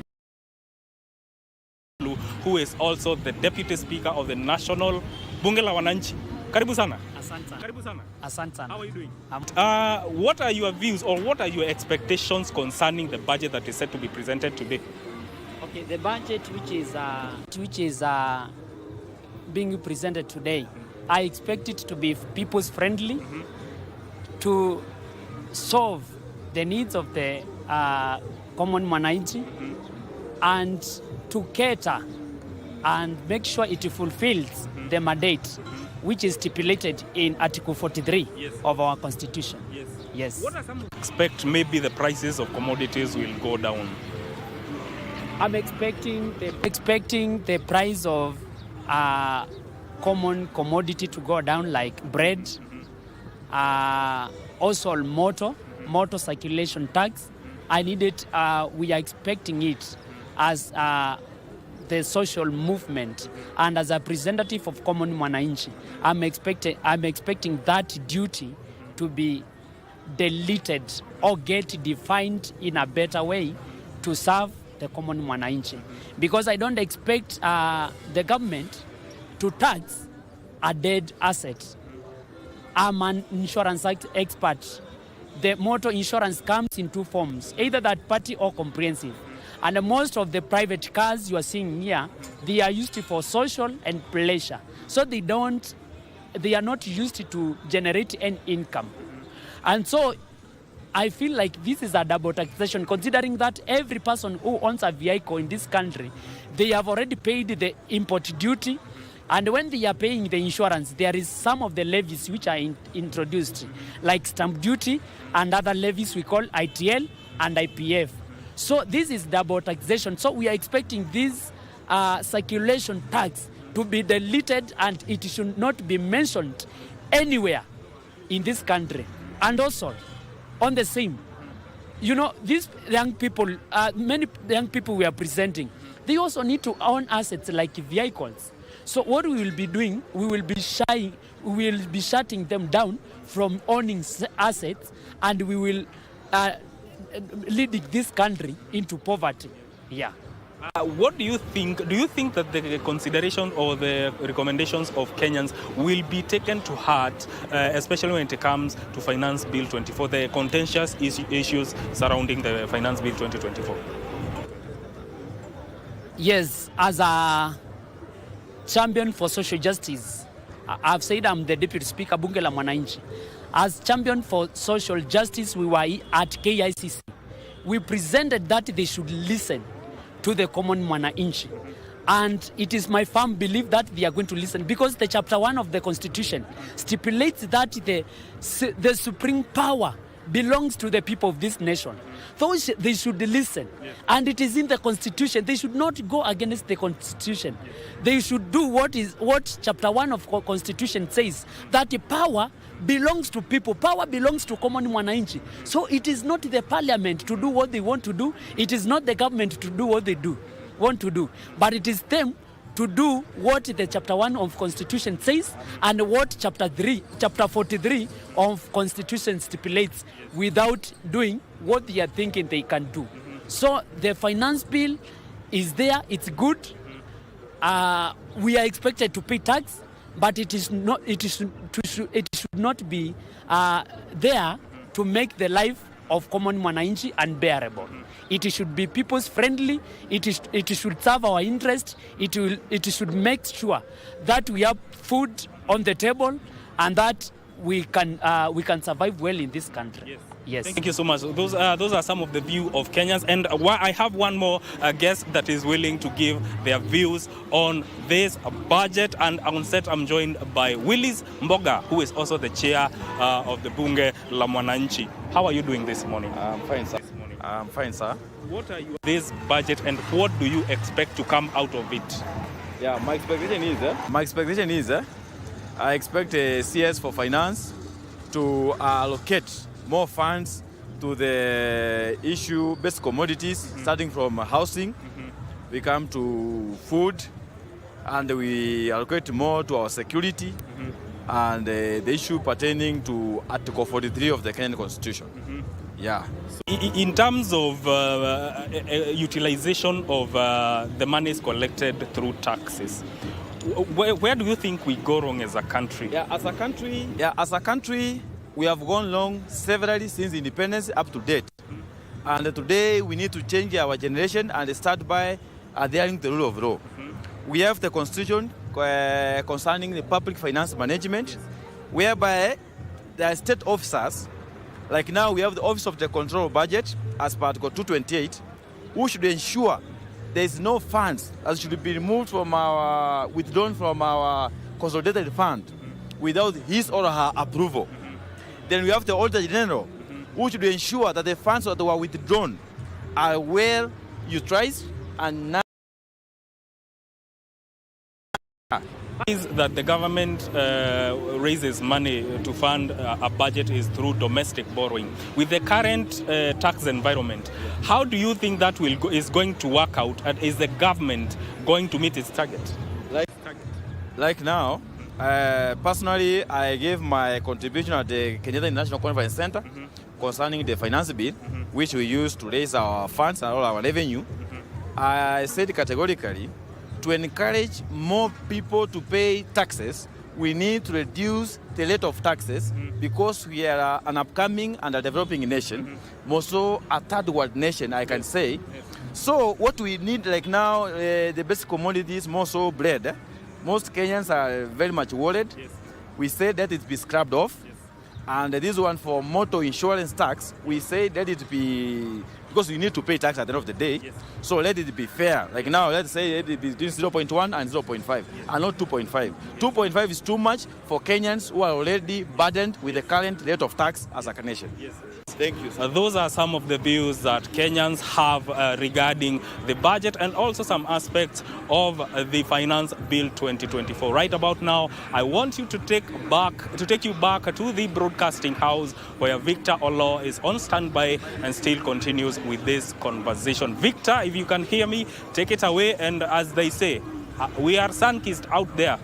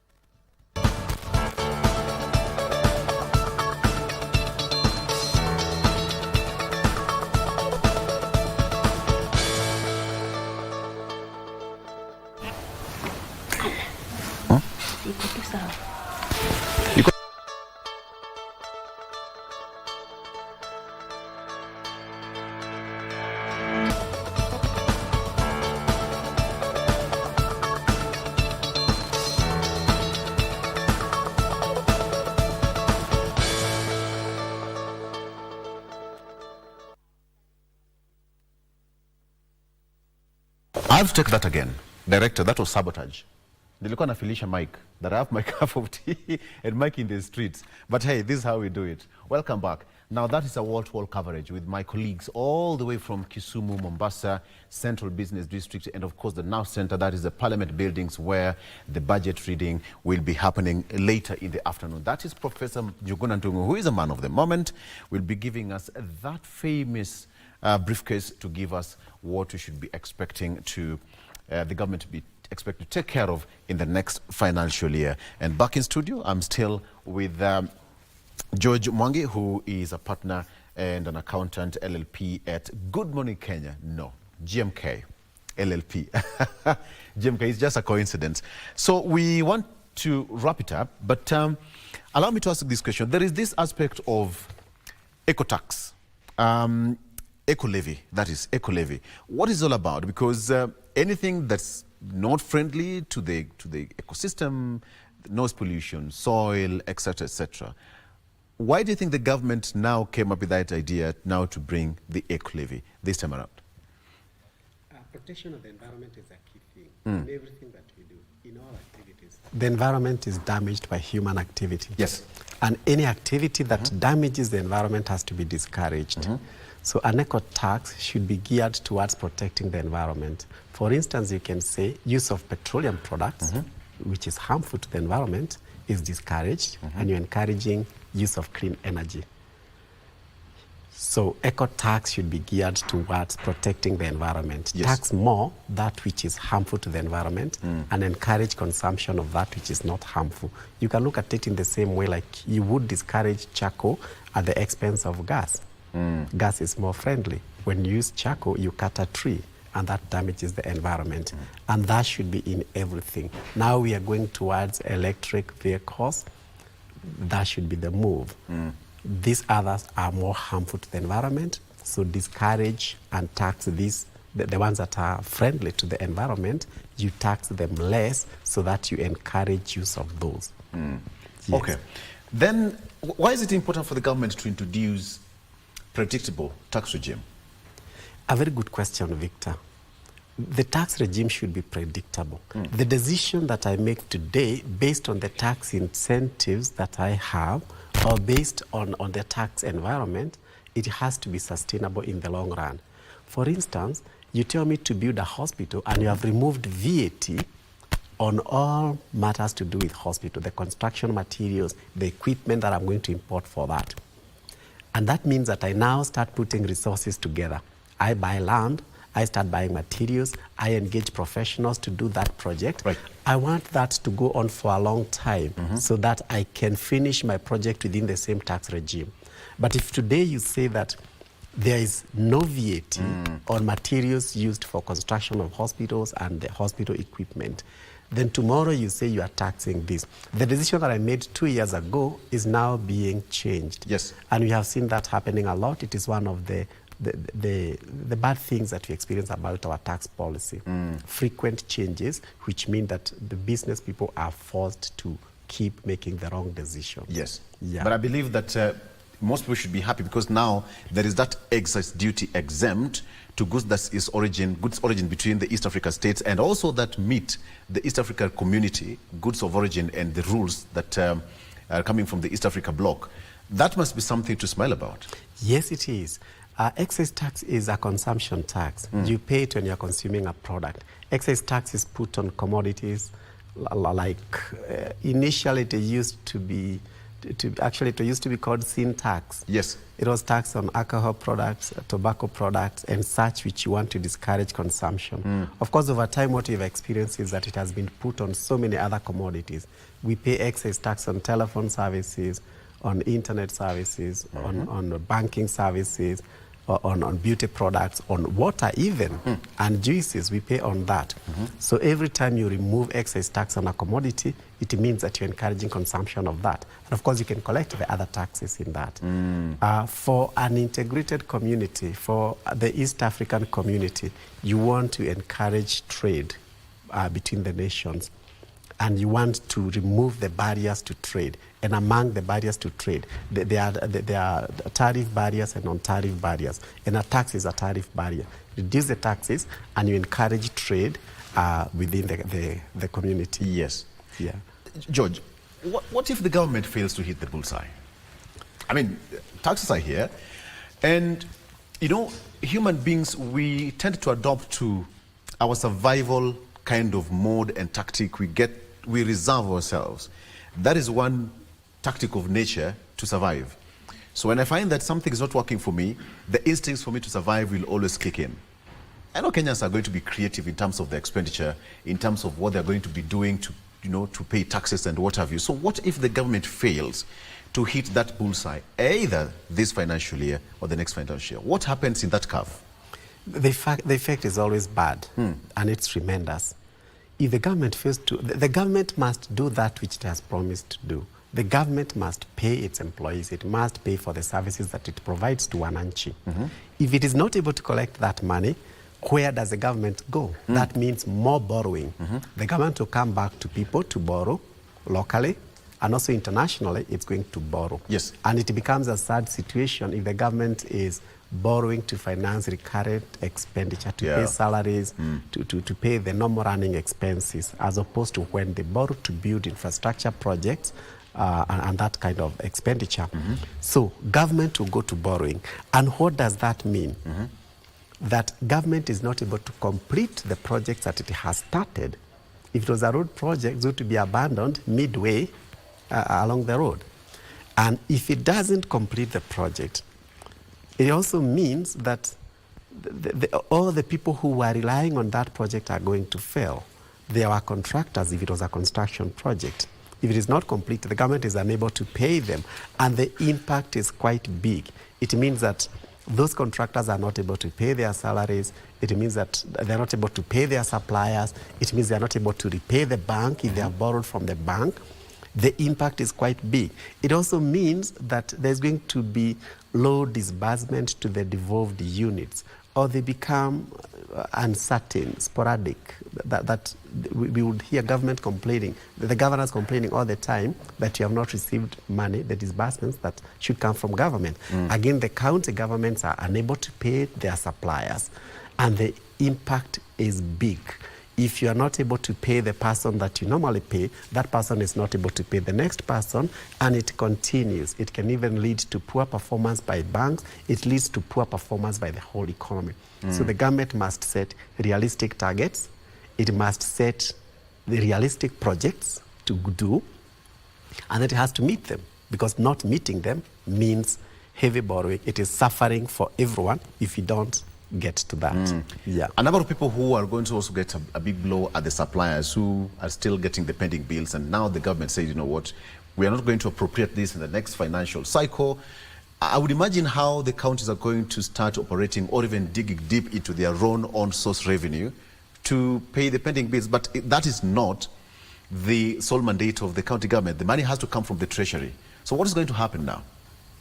Okay, county governments are able to collect some taxes, the licenses, taxes, but the VAT, the income tax, and those taxes are collected by the national government, and they get a share of that money. If the government doesn't pay them, they in effect are not able to pay their suppliers. And the effect is big. Every household feels it when suppliers are not paid, because we all depend on each other. Yeah, we all pay each other. Money is circulating from one hand to the other. If you hit one hand, it means that you have destroyed the flow. You have destroyed an ecosystem. We are an economic ecosystem. You hit the county government, you have hit the smallest of households out there. Yeah. Okay. The government, when you look at it, the estimate is going to be a climb down from what it was the last financial year, and now it's going to stand at 3.92.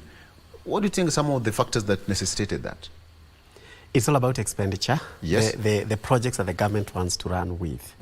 Yeah, if they want to be very ambitious, they set so many projects along the way, and that means that they have to collect more revenue. If the projects are less, the government plans to do less, then the targets again would be lower. But why is this not reflecting on the common mwananchi? Okay, like I said, the budget is not just a scientific thing. It's not just an economic thing. It is also a social animal. It is also a political animal. And trying to get a mix of all that becomes a problem. The experts will give their advice. They'll talk very nicely, and government has very good experts.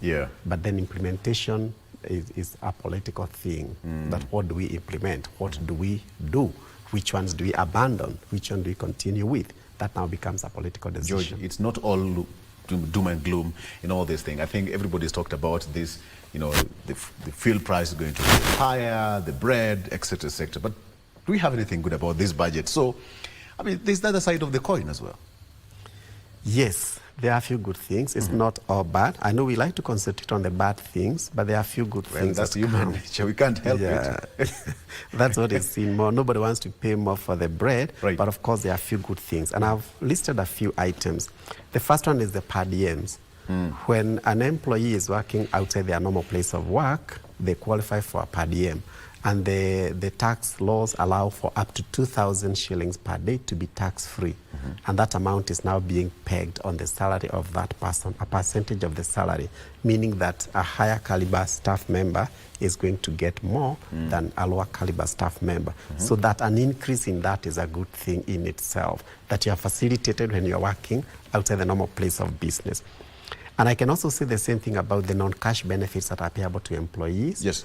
Again, they have been increased. Before it was up to 36,000 per annum. Now it has been proposed that it will be moved to 48,000 per annum or 4,000 per month as a non-taxable benefit to a staff member. including again meals to staff members. Offices that provide meals to staff members, of course subject to regulations, are allowed to do that without taxing the staff members for that meal. The amount has been proposed to be increased from 4,000 to 5,000, which is a good thing. As a good item, a change in the Income Tax Act is on pensions. Government encourages people to save, and it is from savings that economies are able to build capital to do projects. So a certain amount is allowed that if you save, to a registered pension scheme, if you save this amount, the amount that you are saving becomes tax-free. If someone is earning 100,000, for instance, and you are saving, the maximum is 20,000, then your taxable income reduces from 100,000 to 80,000 because of the portion that you have taken to a registered pension scheme.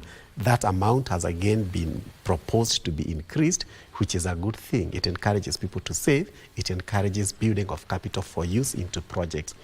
And another thing, a last thing that I'm mentioning here that I like, maybe it could have been better, but it is the increase in the VAT threshold.